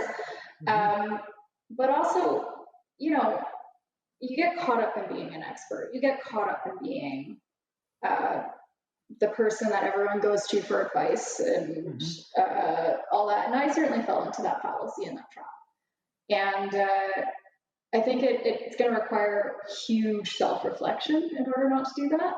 100%. So at the moment, I'm taking a step away from my disability policy work and whatnot. And I think whether or not I go back to it remains to be seen. I mean, don't get me wrong, I'm still very passionate about it. It still definitely doesn't affect me directly, but indirectly it does. And it's still near and dear to my heart. But of course, again, I think now, the work is being done by the voices that need to be heard the most. So, which is exactly what you would want in a perfect world. That's what you want already. But I just find that's super admirable. I'm into just from here for the first time to something that you were clearly so passionate about and devoted so much of your life to becoming an expert on, but then to have the self-awareness to realize that in order for real progress to be made, you taking a step back is necessary, is such just a mind-blowing thing to take something. I'm just trying to put myself in a different shoes. If I was so passionate, I don't know if I would be able to have that self-awareness to realize that that's what it needs. And I just think that's an amazing story. And I think more people need to realize that. I think so many people get so caught up in fighting the fight and fighting their fight that they get blinded to sometimes when they're either not pushing it forward exactly how they think they are from the outside view, and also sometimes they can actually be hurting the cause, right?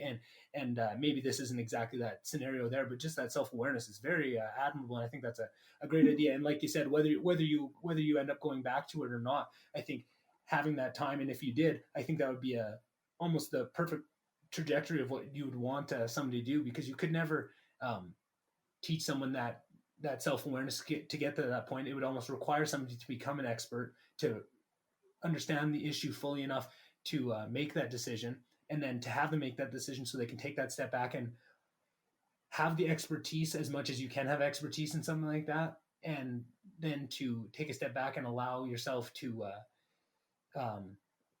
understand it to that degree, so that if you ever did go back, I'm sure you'd be going into it with maybe a point of view that very few in the world, I mean, not very many people are experts in that domain to begin with, but then to have that much and have that specific mindset on it, I think if you ever do go back to it, I think you would be extremely well set to do whatever's needed Oh Thank wow, you. that is amazing. I think Oh, that yeah, thanks. no, I think that's quite special. I think that's quite amazing to get to that point. And I'm sure that doesn't mean you're not doing everything you can to if there is a way that you see that you can help, I'm sure you'll be in there. I know it is something that you're very passionate about. Um, um, so maybe I would just kind of the same way I said with Hong Kong, just if there's something, if people did want it, like you say, making sure they have their voice, but just a good program to donate their time, or maybe you don't need to answer it here, but maybe I'll ask you for a couple after if there's things that we can support that are doing good work and have that understand, because I think that I'm still trying to digest the thing you first said about the voices, and I think that is such an important group. But if there are groups that are doing that and giving disabled people the voices to make those decisions themselves and have a seat at the table. If you have some groups like that, I think it'd be great to blast them out and give them as much publicity as we can, because I think that's Sure.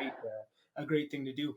So then I guess my next piece I was going to ask you about was just mental health. And I know myself, I don't know how much I've talked about this podcast functioning as kind of a mental health outlet for myself. I think I talked about it a bit with my sister, maybe about um, moving to Grand Prairie, not having as many resources to lean on, not as many friends, a couple steps away, like it was in university, or when I'm at home in Slave Lake in a small town. It's a very it's very much a safety blanket, because you can go to all these people and so many people that were pretty much raised you, right? You have so many support systems to go to, but then walking out of that, it was a different perspective for me, and it definitely takes some adjusting. And I know for myself, I'm just starting to realize how much it's easy to get stale. I mean, I think everybody, whether they know it or not, works towards their mental health. I think there's I think it's a huge issue that people aren't doing it enough. But I think um, a trap that I found myself falling into, and then once I did and realized that I'm seeing it all over the place with all my friends and all colleagues that are doing this, is you do these things to protect your mental health, do things for you, whether it's walks, whether it's meditation, whether it's whatever form it is, and you think, and if it works for you, that's great, and you get into a system and you know what you need. I need I can't go a couple weekends apart, I need a couple nights to myself, and that works, and I need my walks daily. But everybody's growing and everybody's changing, and the scenarios around us are changing, especially right now with so much being up in the air, like you say, COVID, economic uncertainty, all these other things, all the personal issues that you're dealing with.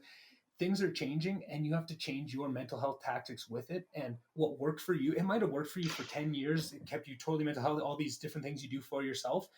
It's always changing. You always have to be checking in with yourself to check where you are sitting. And I think that was a big realization that I made. Is you always have to be updated. And if you find yourself at a point where your usual mental health things, I'm struggling for the right word, of just processes or things you do for yourself, filling your own cup, Yeah.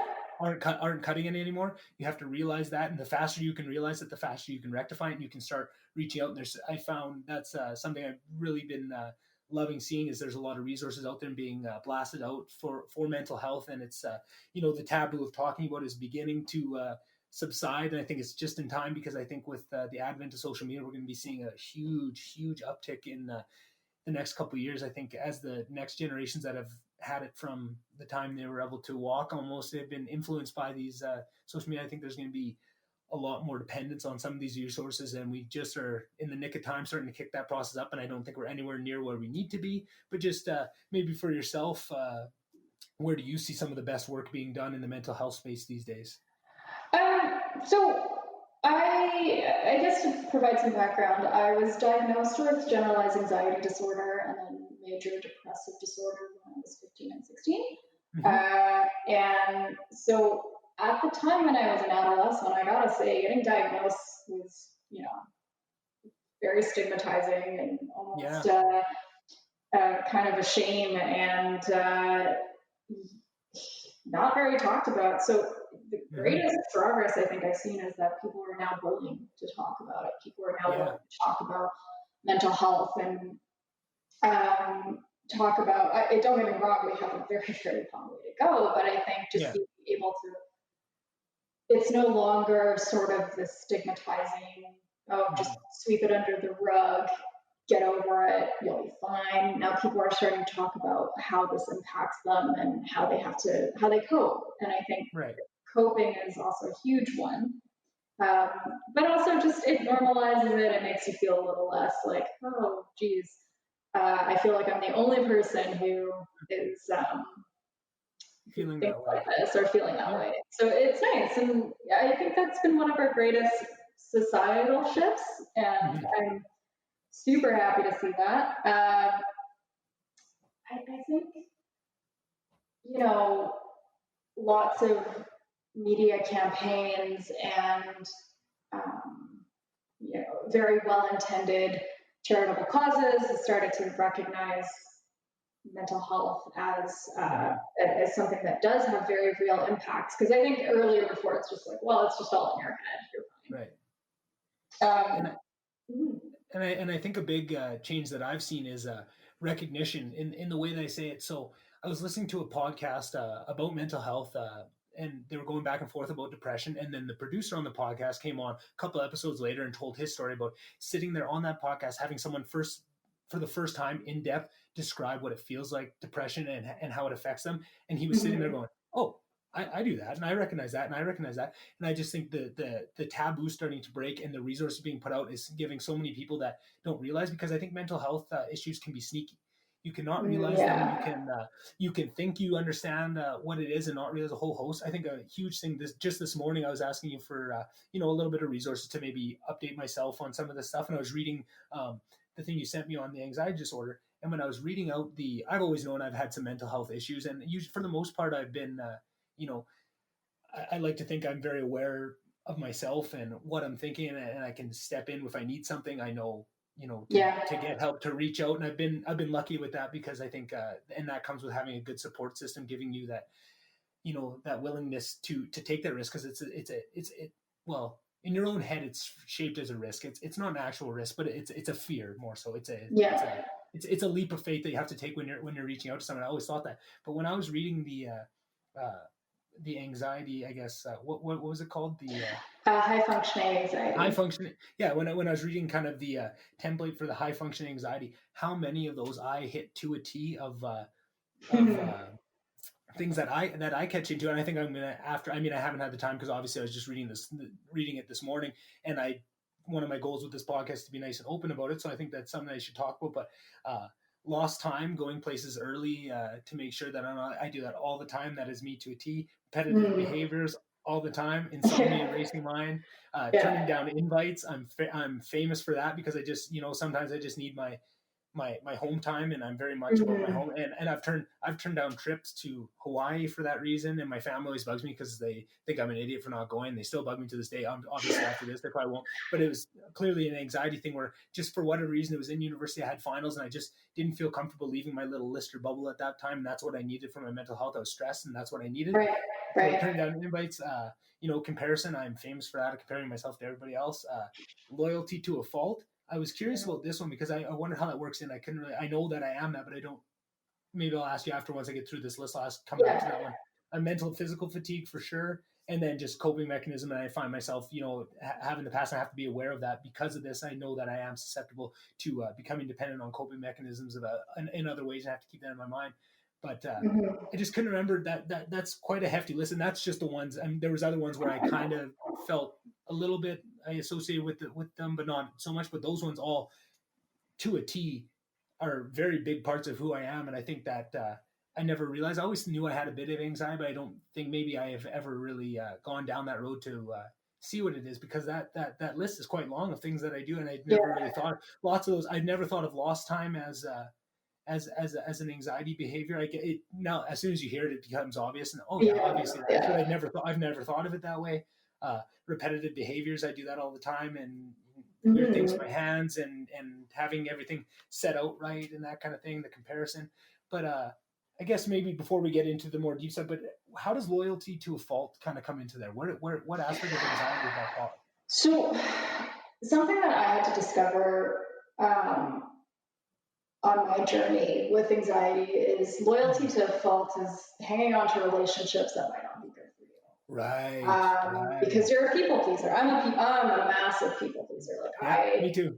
And when I meet new people, I remember my therapist said something to me it just has always stuck with me. But she said, when you meet people, you don't ask, am I going to like this person? You ask, are they going to like me? Right. How am I going to make them like me? And that's something that I do all the time. So I think loyalty to a fault, when I read that, I could be wrong, maybe they meant something different. But for me, it's just more so like, I had very painful lessons in the years prior of having to let go of toxic relationships, or having to let go of relationships that are failing. I mean, my personal, like with partners, I've done that before, but I would say more so with friends.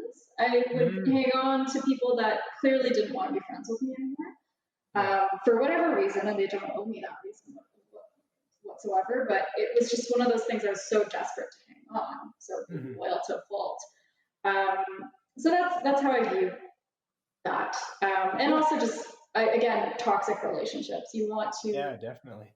And I think also one thing that I tend to do that I never amounted to anxiety, but is I tend to give a lot of myself to a person without thinking what the consequences of that on me are. So, you know, if for example, it's funny because I'm someone who has a hard time saying no to invites, even though you know, I might recognize I need to say no.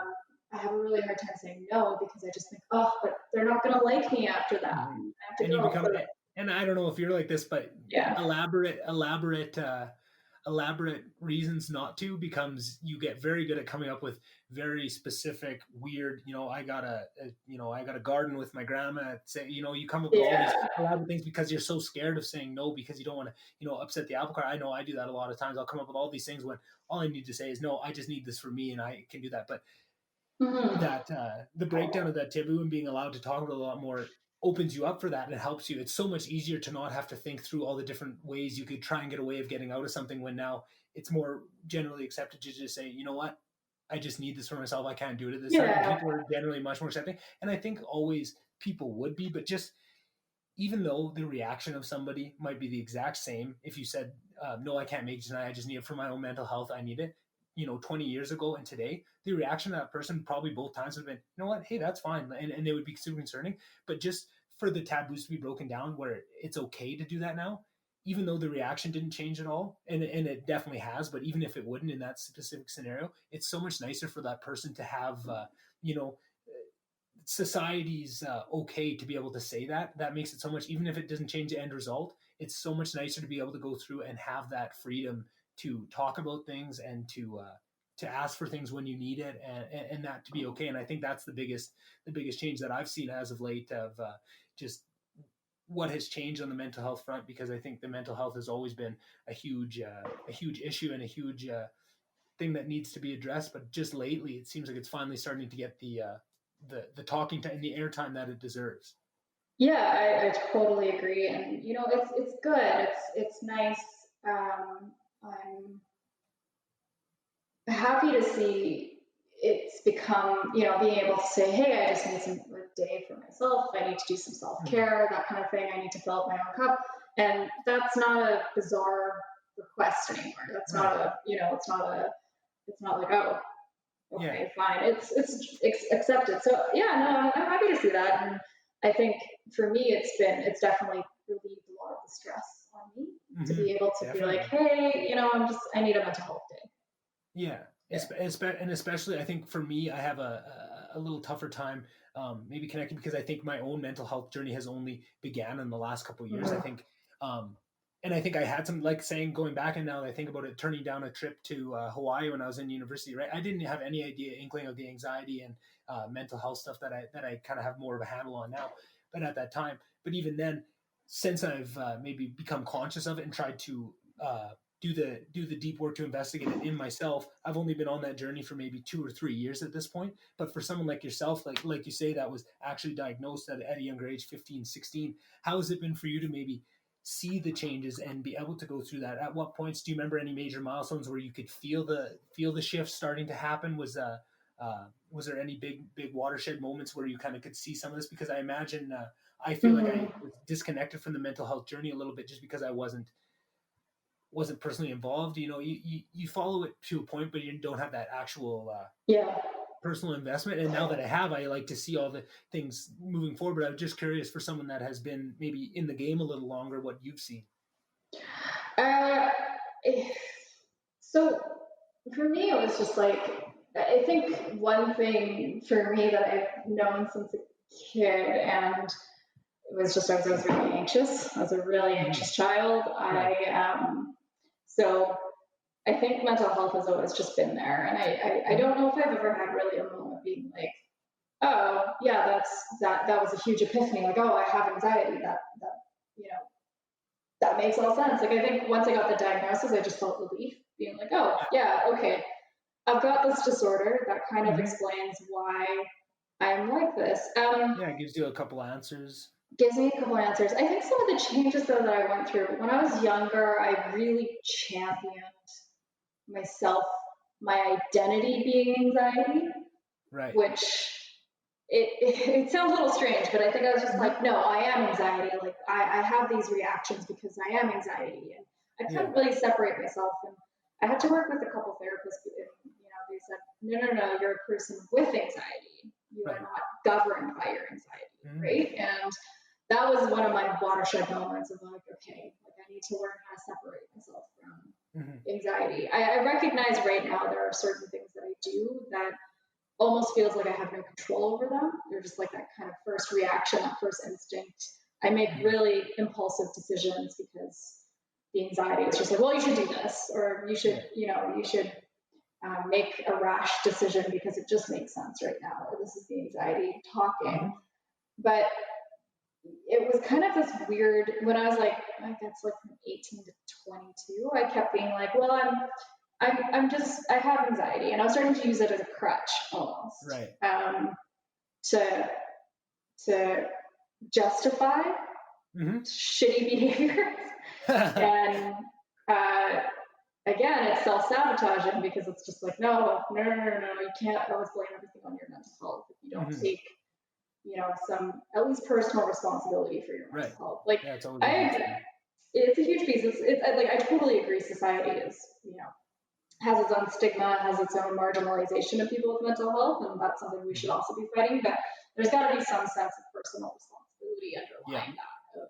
For sure. I'm trying to make it work. I'm trying to function as a person too. But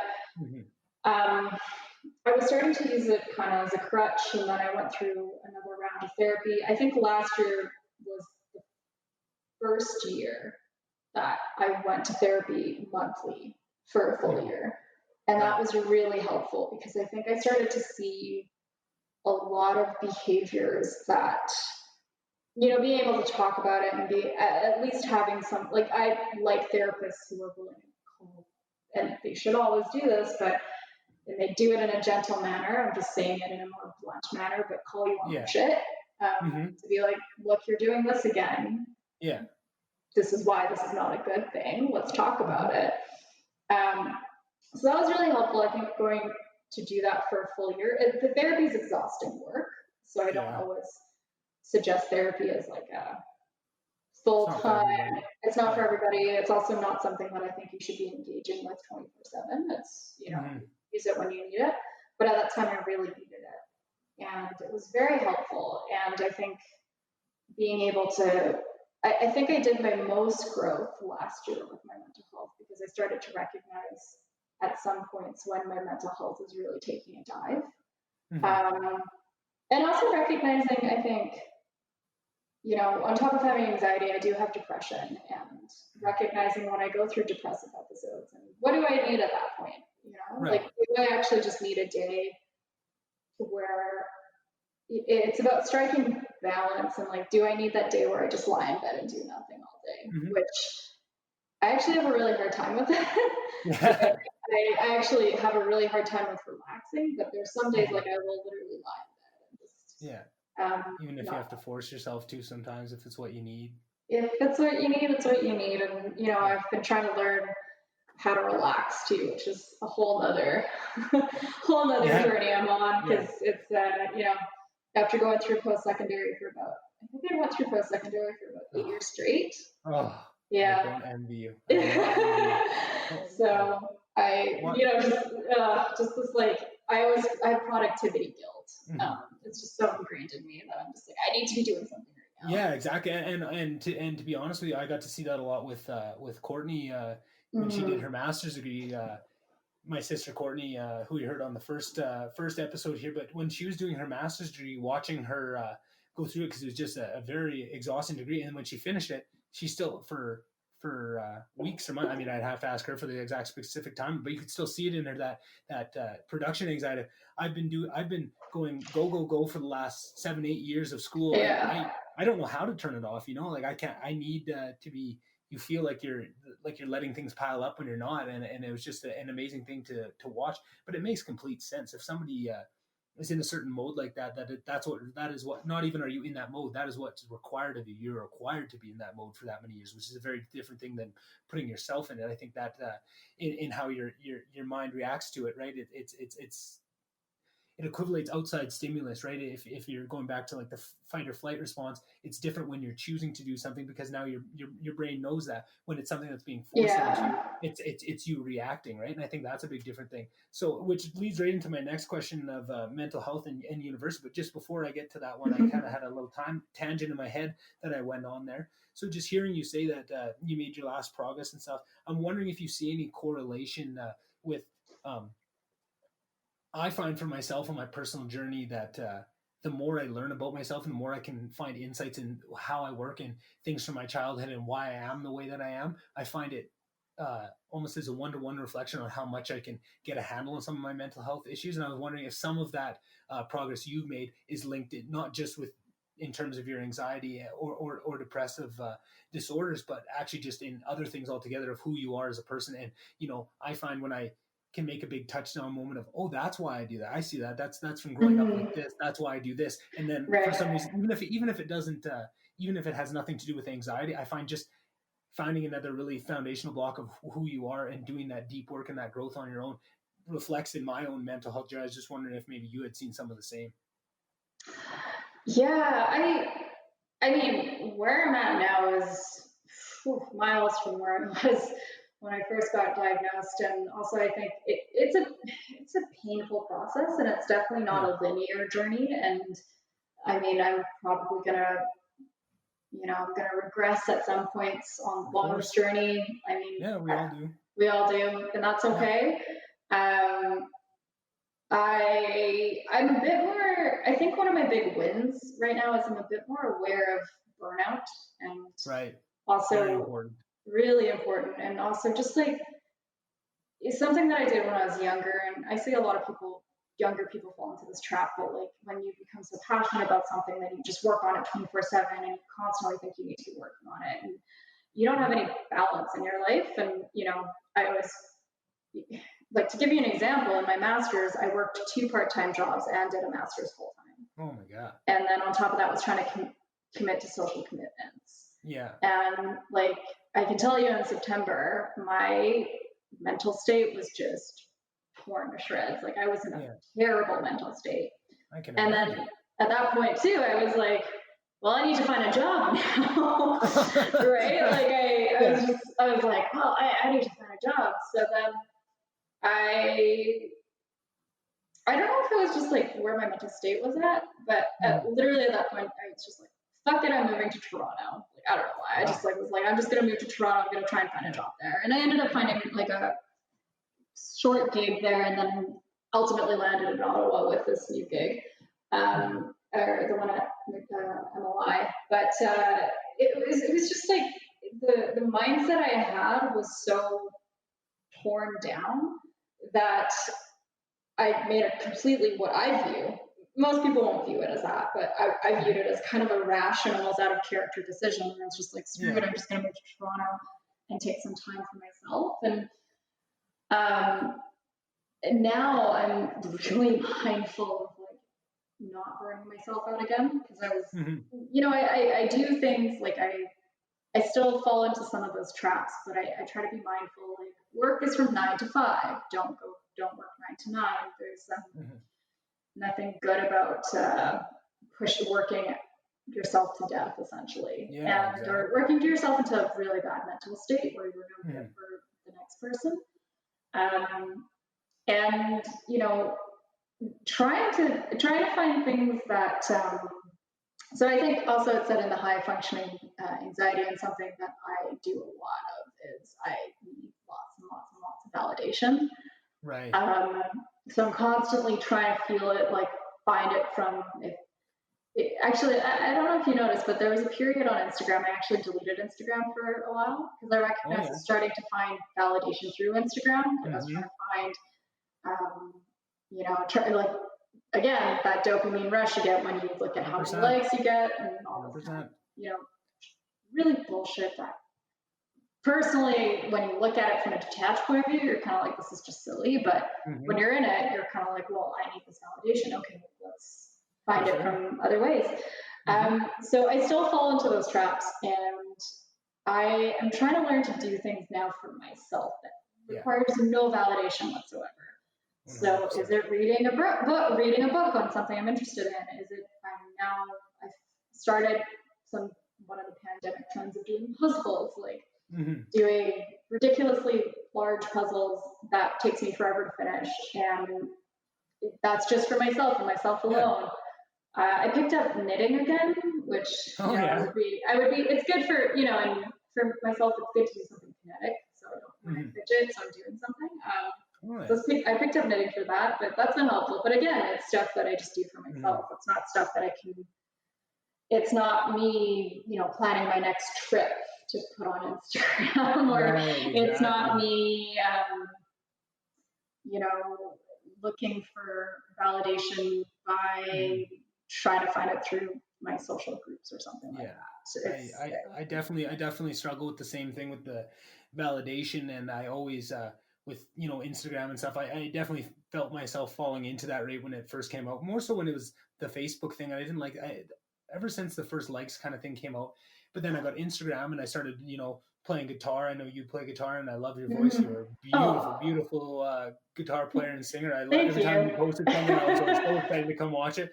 But I really enjoyed it and I wanted to post it, but I was always so worried because I didn't want to post it for the wrong reasons and be doing it for Right. the validation like that. So I kind of stopped doing it for a while, even though I really enjoyed it. But I knew that was something with this podcast that I was really worried about coming up because podcasts have numbers and how many people are listening, and I knew that would be Right. a trap that I've fallen in before, and I'm trying not to. So definitely it's only been out for 2 weeks at this point, and I've definitely had to put some caps on how many, once a day you can check how many downloads you have, and Right. uh, Right. you know, make sure you're doing this for the same reason. I'm trying to be very vocal so that I'm accountable with why I'm doing this podcast. I'm doing it for me because I really enjoy it. I don't want to do Yeah. it to make.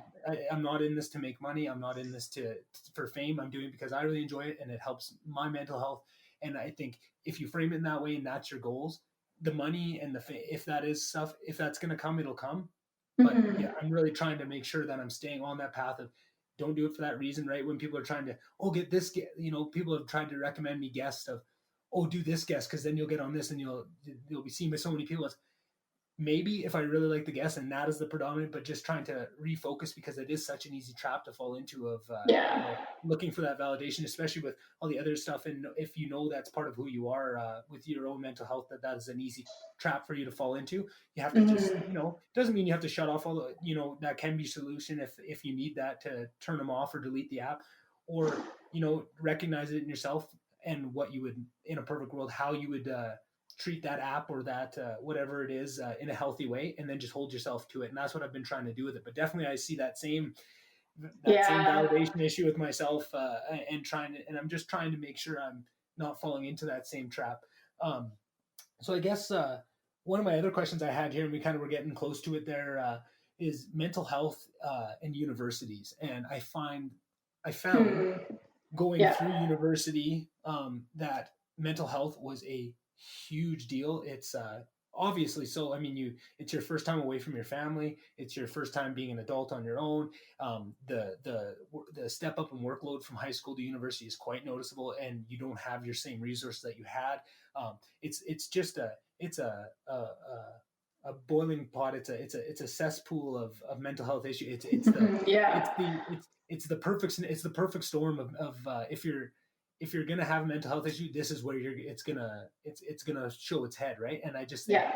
knowing that, I didn't realize that going into it. I think it was something when I was already in university, seeing other people struggle with it. Like I said, I think I did struggle with it a little bit, but not enough for me to actually intellectualize it and understand it as a mental health issue at that time. I think now looking back on it, it probably was at points, but just watching other people and then watching something that never really sat right with me. I know there was lots of programs and lots of mental health resources for people to reach out to, but when there was, you know, if there was, say, a suicide on campus, it was never acknowledged. They would always call it a gas leak, and they would cover it up. And I just always felt a little bit off about that. And I felt if you're gonna talk about mental health and give all these resources about it, does that not continue the stigma to have to lie to mislead people about it and not be honest and talk about it and use that as an opportunity to push these resources that some people might need instead of maybe some of their tact. And I think that's changing, and I think that'd be better. But just maybe my question, I guess, and make it less of a statement, more of a question, would be how is the mental health resources and the emphasis put on mental health when you went through university in your undergrad, and maybe did you see that change in any way into your postgrad, and then where maybe are we still lacking and we could still move forward on some of those So I noticed some shifts which were very positive. And for example, U of A, which we both graduated from, they had the peer support center, which I thought was great. Was really helpful, and especially when I had times of just like, I just need to talk to someone about this issue that's not a friend or somebody that's involved or something like that, right? Just a third party, just someone to listen and also offer some advice here and there, but also just to really listen. So that was great. And then, I mean, their counseling again was bogged down with a lot of problems on every single mental health resources space, which is just not enough people working, not enough resources. So you're going to have to wait for a very long time to get in. So I found that the biggest barrier. I also found it somewhat, there's such an unwillingness on universities not to label suicides as suicides. I think a couple of cases I remember it being families requesting it not to be labeled as a suicide. So, which is fair, that's their personal. I wasn't thinking of that. That makes sense. Yeah, but and that's completely fine, I think. But for some other ones, there is a trend though that I think universities are unwilling to say this is suicide because, again, it's optically doesn't look great on the university, and it also exposes, I think, a lot of failings on the university, which they, from PR, like a public relations standpoint, I can see why they don't want to do it. I am hoping, certainly in the future, that universities can be a bit more honest, because again, we're now facing this, you're starting to see a shift with academia and with post-secondary, in which more people are entering post-secondary just because it's almost becoming a necessity thing. You graduate high school, you go in a post-secondary for a bachelor so you can get a job. Because almost jobs nowadays, like, some of the jobs that even I applied to, it's just like, this requires a bachelor, this requires a master's. And when I was looking at the requirements, I'm like, this literally requires a bachelor's. I could have done this in my undergrad. This is not something that you need a master's for. Right. So that was one of the things. But it was an interesting shift into my postgrad. And I'm not too sure, if you've heard this, but I found the drop in mental health supports massive in my postgrad. My master's. Okay. From undergrad to master's, I found the mental health resources. It was a significant drop in which, when we had a crisis happen, resources were provided. Right. When there was, and don't get me wrong, there was some times where I sought out support and I got it, but I think a big failing was not providing that upfront. Not being as readily available as it could have been. Yeah, and not even just having the tough conversation of, hey, you're in grad school, that comes with certain pressures that you might not have experienced in your undergrad. So we're here for you, let's talk about it, let's give you the supports you need. And also, just I guess something that I didn't really feel in my undergrad that I really felt in my master's was the elitism of being in grad school and the toxicity that builds out of that. Because I can imagine. you're surrounded by people who are brilliant, and it was really funny. Oh man, I might get a little bit lambasted. I might get lambasted for saying this, but um, when we first started the program, I just remember almost everybody, including myself, was trying to put a really impressive face forward, because you want to be able to compete with your peers. Mm-hmm. But that turned into like just this constant toxicity of I need to compare yourself. So for a person with anxiety, it's just I needed to compare myself to every single person in class. And then the other flip side of that, and something I still struggle with to this day, is imposter syndrome. Being like, well, I didn't deserve. Yeah. You read my mind. I was just thinking I should write down imposter syndrome, because I'll let you keep going, but let me tell my imposter syndrome story after. I will. Keep going. Yeah. No, I struggle with imposter syndrome. I just like when I got my acceptance into my master's, I was like, I don't deserve this. I didn't do anything. I'm not qualified. I shouldn't be going to my master's. Yeah. Throughout my entire master's degree, I was just like, what am I doing here? I don't understand anything. I was just all over. But then at the same time, I wanted to compete with my peers. I wanted to be like, well, I'm as good as you and whatnot. And then on top of that, with the masters, there's that certain elitism that's breeded out of it, being like, well, you're going to be the future leaders of tomorrow. Mm-hmm.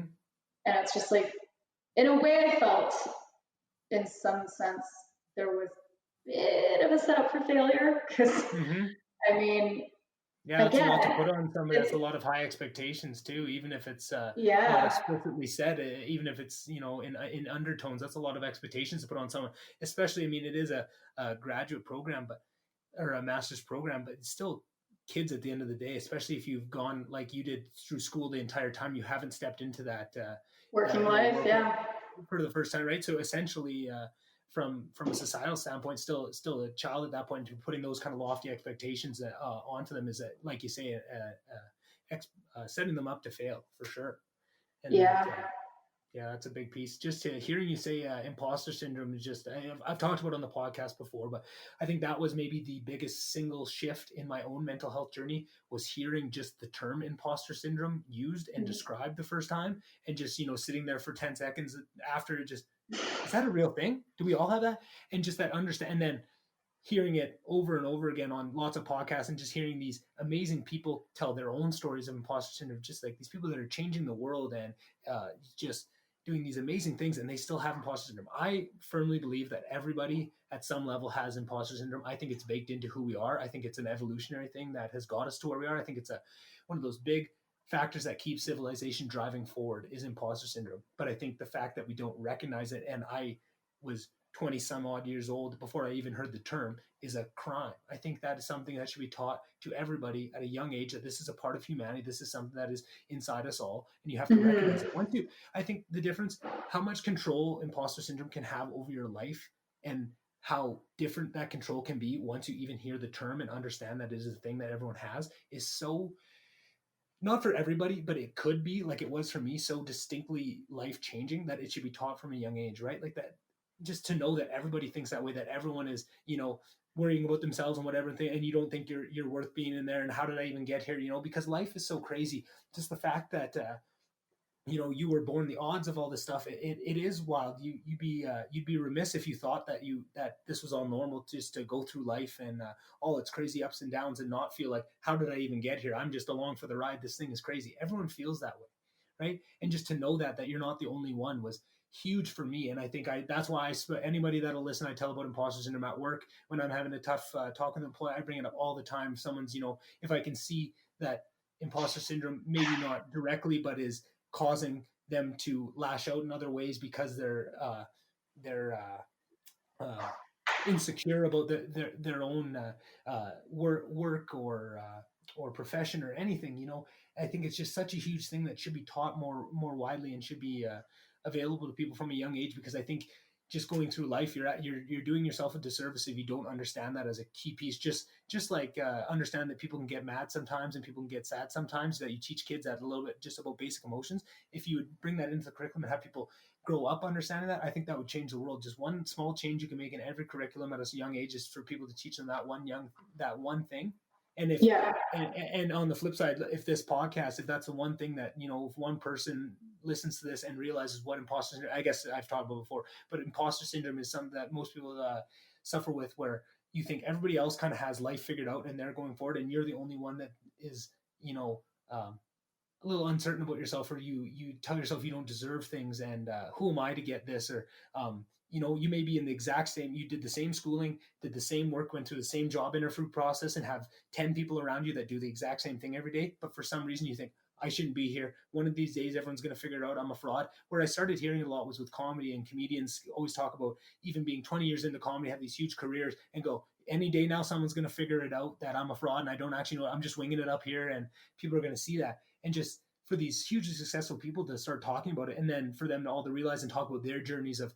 making that realization and how that changed once they understood what it was and what that was talking inside them, and it wasn't actually true, and I think it's once you understand it, you can start to harness it, and maybe some of those things that it's saying, maybe there is a little kernel of truth here and there that you need to take from that it's saying to you, that is going to help you move forward and keep you accountable and keep you on the right path, but you don't have to give into it and give over and bring yourself down because of it. And I think that is a huge thing for my own mental health journey. As I love hearing other people, as soon as I start smiling every time someone brings up imposter syndrome, just because of how much it affected me. And I think everybody should be listening to that, and just I don't know. I rambled myself out there. I just feel so passionate about that one stupid thing. Yeah. No, but I mean, it's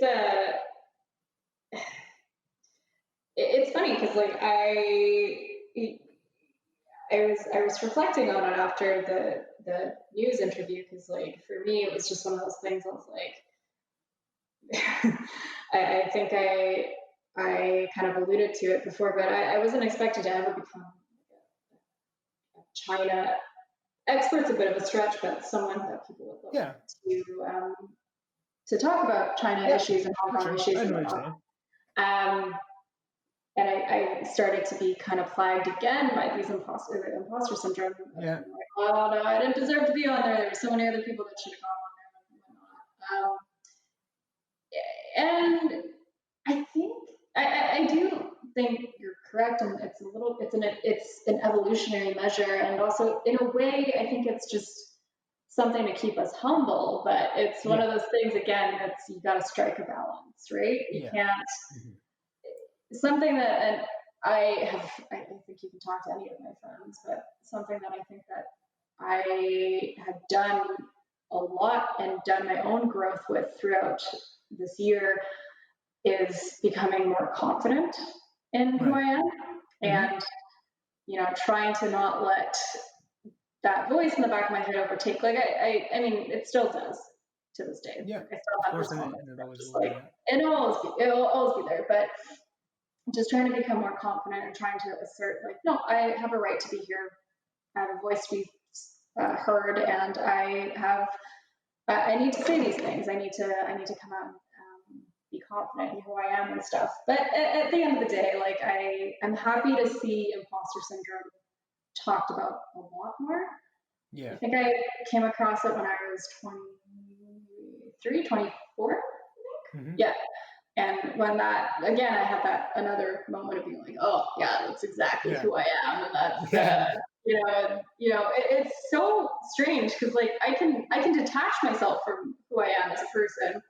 I can detach myself from myself and look at everything that I've accomplished so far and be like, I think most people will agree that it's impressive, and I can say it's impressive, but even me saying like, oh, this is impressive, I already get that feeling of like, no, it's not. Like it's I do the same thing, and even though you can, and that's what I find myself doing, or what I found myself doing a lot of time before I understood that, was trying to, like you say, take yourself away and just look at your accomplishments and what you've done from there. Just if this was anybody else, how would, and that's how I'd be comparing myself with everyone else all the time by that standard, and trying to remove myself and my own ego out of it in an attempt. But I think, like you said, maybe I framed it in a bit of the wrong way. Of it wasn't a moment of hearing that and then I change it and it never affected me again. It's a constant life is a constant struggle between that imposter syndrome trying to humble you, and you either being too humbled by it or finding that balance. But I just think there's so many people going through the world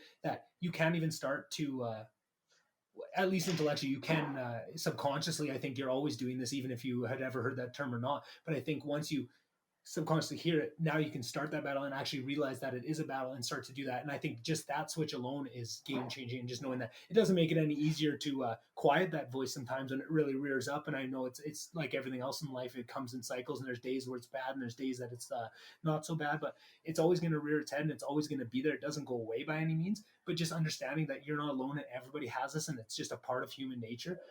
I found that just that realization gave me so much just more clarity and more calmness around it, because I think I always was doing that fight, but when you're not, when those kind of fights are being done in your subconscious because you don't have the words or the expertise to rationalize them, I think it just you have so much less control over them, and it just whips around like a frenzy in your brain when that's the battle going on. It's the same battle, but just the change from having it just being run and you're just feeling that battle between intellectualizing it and fighting the battle and being part of it, and you are now having agency in pushing back against it, is such a change. And I just think that would be so good to, why can't we just start everybody out with at least that, right? You may not be very good at fighting it. Now, honestly, everybody's different in terms of who they are and have different levels of how much they can talk to themselves, how much inner learning they've done, but at least give them that resource.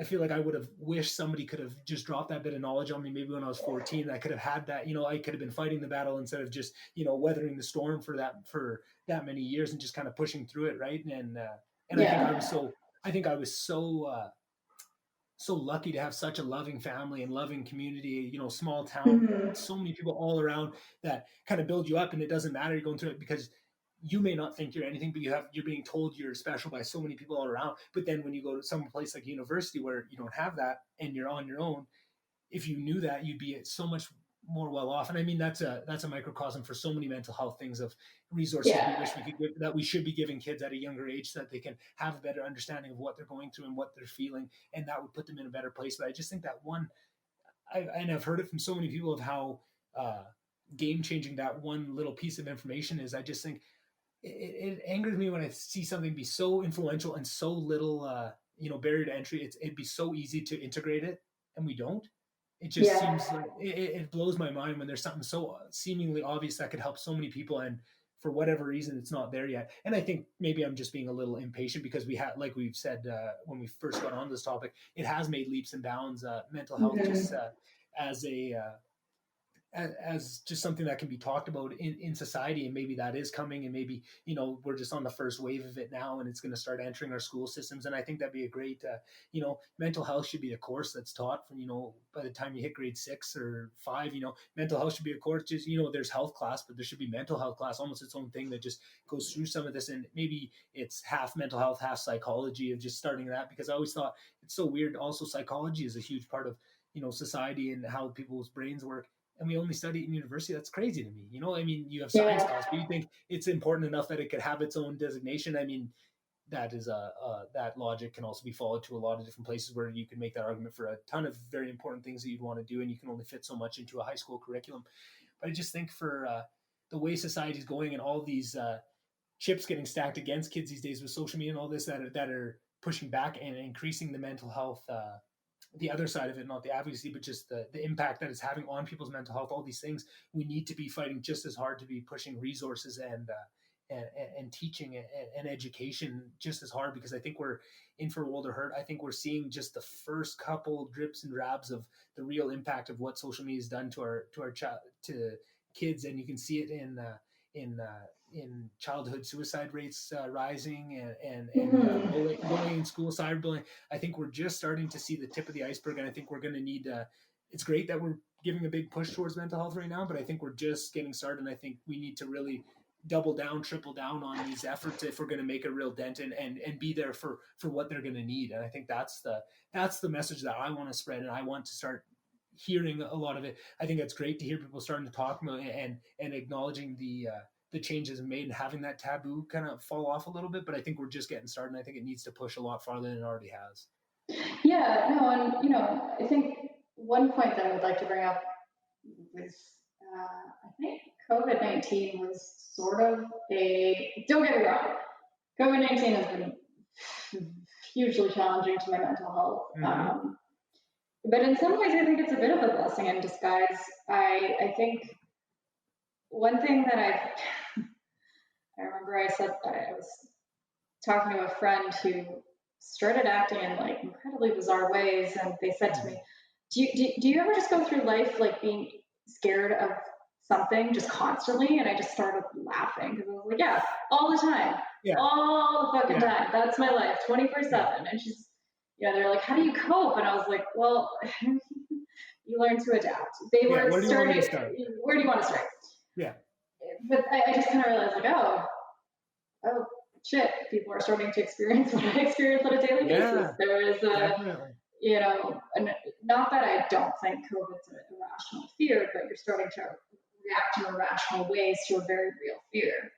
And with anxiety, sometimes you create those fears, but they are real to you. Yeah. But no, I completely agree. I think mental health needs to be integral to just our learning. Because I think, you're starting to see, and something I started to notice, especially the longer I stayed in school, was this kind of, all of a sudden, people were conceptualizing relationships and their identity as someone that needs to be positive 24/7. Mm-hmm. So you hit a conflict with somebody, all of a sudden it's just like, well, I'm just going to drop it and walk away because obviously it's not working. And it's like, no, that's not life. No. Life is not sunshine and rainbows 24/7. Like you're going to encounter conflicts and whatnot. And then I started to notice, I think, on a weird tangent, how social media has also played into that positive image, into this like curated image of a person. I think that's when I started to break with Instagram, especially. I kind of just needed that break. Don't get me wrong, I still fall into the trap of like, I need to put out the best photo, or I need to make sure this is an artsy looking photo or whatever. I still fall into that trap still, but I just never encountered, I think within my own friend circle, we tend to have a healthy relationship with social media. At one point, my social media was like, well, I'm going to take on the identity of I'm traveling all the time. Mm-hmm. So I started posting photos when I wasn't traveling, when I was sitting at home, and people thought I was like off doing all these crazy things. But then I stopped because I kind of realized like, oh, this is not sustainable, and I just want to post whatever I want to post. Mm-hmm. But then I started to notice some people who like literally have just built their entire personalities around social 100%. Media, and it's all curation. It's all curation, but also it got to a point where it's just like I didn't realize how much of it affected a person's daily life. Like I was watching a couple people. We went on a trip last year, and I was watching a couple people that just like needed to have the perfect wardrobe, or waking up at 6 a.m. to go take photos. Mm-hmm. And I was kind of like, I don't think that's healthy in my point of view. So when COVID hit, I was kind of like, I'm kind of curious to see how people are pivoting under this and what their mental health is like, because when you build your mental health and your identity on some very shaky grounds, how does that affect it? So it was kind of fascinating and interesting to see how some people pivoted. Some people just went on full lockdown. They just privated their accounts and just didn't want to share anything because they weren't doing anything exciting. Other people, obviously I still follow, most of my friends are back in Alberta, or people I follow are back in Alberta. So I just my feed was hiking. It was just all hiking. Like everyone was in the mountains, and I was like, do you actually like the mountains, or are you just going because like this is the only thing you can do? Exactly. And I think that social media needs to also come into that mix, because we're starting to see the rise of like, there's an industry in, I think, Russia, where you can rent out private planes. It never takes off. You just get to take photos in it. So it's like you have a private plane. And to me, that's just like, man, that's such a weird thing to build your identity around, but it's become an industry. Mm-hmm. And then it becomes, and I think it also plays a little bit into imposter syndrome. Again, you're creating a fake life. So how does that, I can imagine those two colliding. I'm trying to live, for myself, I've been trying to live a more authentic life. Like, if I do something that I think is big and I want to share, I'm not gonna share it until I've done it, if that makes sense. Yeah. Like, I don't want to, I don't want to say I did something and then in reality I actually didn't do it. Or Exactly. um, I think I'm trying now. I think my mental health journey right now is like, what is authentic to me and what do I Hmm. actually care about and what do I want to share with people? And also being mindful when I share things to not, I think, social media does have quite a bit of harmful effects Hmm. on a person's mental health. So, I try to be careful with like sharing things about like a fitness journey, for example. Right. I'm in a very different position than maybe some of my other friends who are on their fitness journeys. I don't want Hmm. to say like, you should be doing this. Hmm. Quarantine is the time to like, I saw a couple of people being like, quarantine is the time for you. You should be working out. I'm like, fuck Yeah. you. Like I started working out in quarantine, not because I was feeling pressured, but because I was just like, no, it's something I should probably be doing. But I Right. wasn't going to tell my friends like, you should be working out in quarantine because this is the right thing to do, and why Yeah. aren't you doing it? Like it's just like people need to do what's right for them, and you don't get to decide that for them. So I was starting to see that kind of proliferation of social media, and just like it was very interesting to see. But that was my tangent on social media and Hmm. mental health. Yeah. I do think we need more conversation about it. For sure, and I think one really telling thing was when the lockdowns from COVID did hit, the immediate change and how many important people dove into social media for all of their validation. Because I think some people went through the world where they had a certain threshold that they were used to for validation walking through the world, and then they got extra on social media, so they're just overflowing with all this validation. They're posting every day, they're walking out there, like you say, getting up at 6 a.m. to tailor their outfit, making sure they're perfect to go out in the world. Just validation is all they want. And then you lose half of that. Now social media is the only validation you can get, because you can't go outside, you can't, right? And it's socially the other way, right? You're going to look down upon if you do go out and try and see people. It completely flipped on its head. And I found the first 2 weeks of lockdown were the most interesting. Just from a bystander, I don't post much on social media, but I like to Yeah. watch it every now and then. Maybe too much. I try to cut back on it. But the amount of people that were just, you could clearly see some people spiraling and really just indexing into people that would never, just the types of content too. And at home workouts, I saw so many girls that I'd never seen post even a picture at the beach in a bikini, just putting up pictures I'd never thought that person would put up. And people looking for validation in different ways, like you say, put it, or some people would index into all these travel photos that they would go into, like they say, that we're in travel. Just so many people searching for identity. And I think that is the issue. If you make so much of who you are social media, and that's such a big piece of your identity, you're gonna struggle when now other people pieces of the world, right? It'd be fine if we lost social media, people would lose a piece of their identity, but it's kind of there to stay. But now you lose every other piece of your identity due to a lockdown, or do you get sick, or something happens where you Mhm. can't do it, right? Or even if it's just one other piece of identity, maybe your identity is 40% is social media and 40% is your job. If you lose your job, now you're indexing and you have only a huge piece of who you are, right? It might be a healthy mix for you at that time, or you don't realize it's an unhealthy mix because you have other things in it. But now just all it takes is a couple dominoes to fall, and you realize how much you are dependent on social media and how empty that is. And I think that's where I saw, and what I thought was interesting was a lot of those people that I saw for the first 2 weeks maybe index really heavily into social media as their personality for a bit.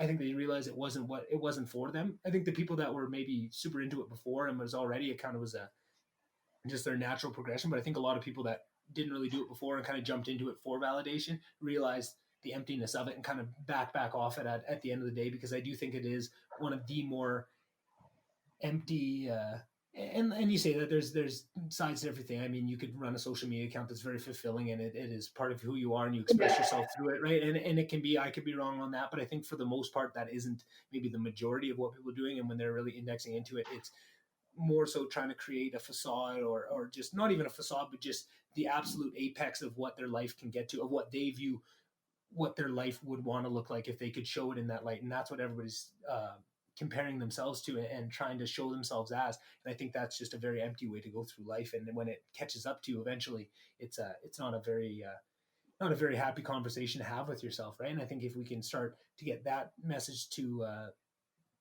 resonate, and for people to use social media in a healthy manner, I think there's just certain technologies and impacts on society coming with no rule book, no best practices, no nothing. Just get launched onto people with no thought for the consequences, and we see the consequences. 5, 6, 10 years later, and I think that's what we're starting to see, and we're going to be dealing with a lot of it. And I think over the next 5, 10 years, there's going to be a lot of look back on maybe was social media the best thing for people, and what kind of regulations do we need to have? Do we need to put a cap on it? Do we need to start monitoring people's habits to make sure they have a healthy life balance? Right. I think there's going to be some things that come in the future where we really do some deep diving and some real introspective work on what we did to the world with some of those decisions we made, in terms of kind of goes back to what you were saying. I think for a long time people could make those decisions between money and human rights or human health, and I think that was one of those ones where the money really outweighed a lot of it, and you can see that very obviously by these Silicon Valley tech guys that were the ones behind all these algorithms to keep you hooked to your phone. All those people that designed the algorithms to make you not want to put your phone away and keep you hooked, none of them have Facebook, none of them have Instagram. All those people that build the actual logarithmic back-end data to build these things, they don't have it, right? They're running flip phones. They know the impact of it. And I think when you see that shows me that, okay, you had an idea of what you're doing and you chose money over it. It wasn't just, oh, well, nobody knew. How are we? I think there was people that had at least an inkling of it. And I think that's going to be something we have to come to a reckoning with, especially when you see, I think my first instinct goes to parents that have social media really impact their children's lives, and maybe there's a lot that can come out of that. And if I was a parent that had a child that was really negatively impacted by social media or cyberbullying, that I would have a lot of things to say and a lot of strong feelings towards some of these companies and some of these CEOs that are doing that sort of thing. So I think there's going to be a reckoning coming with a lot of things over the next couple of years that people are just coming to terms with. And I think that's maybe a little bumpy of a ride, but I think it's good for humanity. We have to have that. I think when you have technology take off like it has, it's a rocket ship, and everything else is just trying to play catch up. And I think that's mental health. I think that's regulation.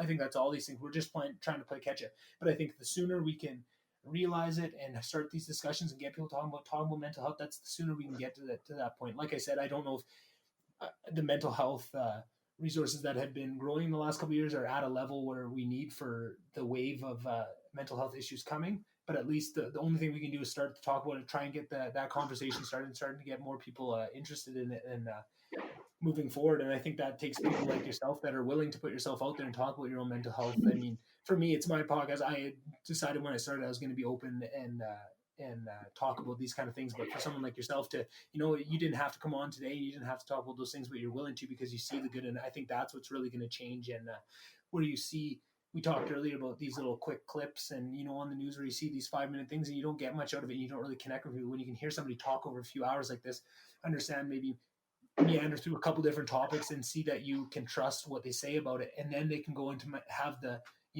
strength to talk about their own mental health and have it be okay. And they come out the other side and, everything goes on tomorrow. We talked about our mental health journeys and everything went on tomorrow and nobody got hurt. I think that is a great message to start sending to people. And I think more of that in the world, and the more people that do that, it's going to be a better place a lot sooner than what it could be. No, totally agree. I think conversations need to be had, and the conversation needs to continue. So. Awesome. Well, is there anything else on any of those topics that you think we missed or we could have delved into a little deeper? I think definitely going to have you on again. I'm sure I already got a couple of other topics cooking. I'm sure you'll be on over the years. And if you have any, and I think if you have any other topics over the next couple of years that you think, just reach out to me and we'll come on here and talk about it. I think this is going to be a really good episode. I think there's going to be a lot of people that get a lot of good things out of it. So thank you so much, Aimen. Yeah, no, thanks for having me. It was great. Yeah.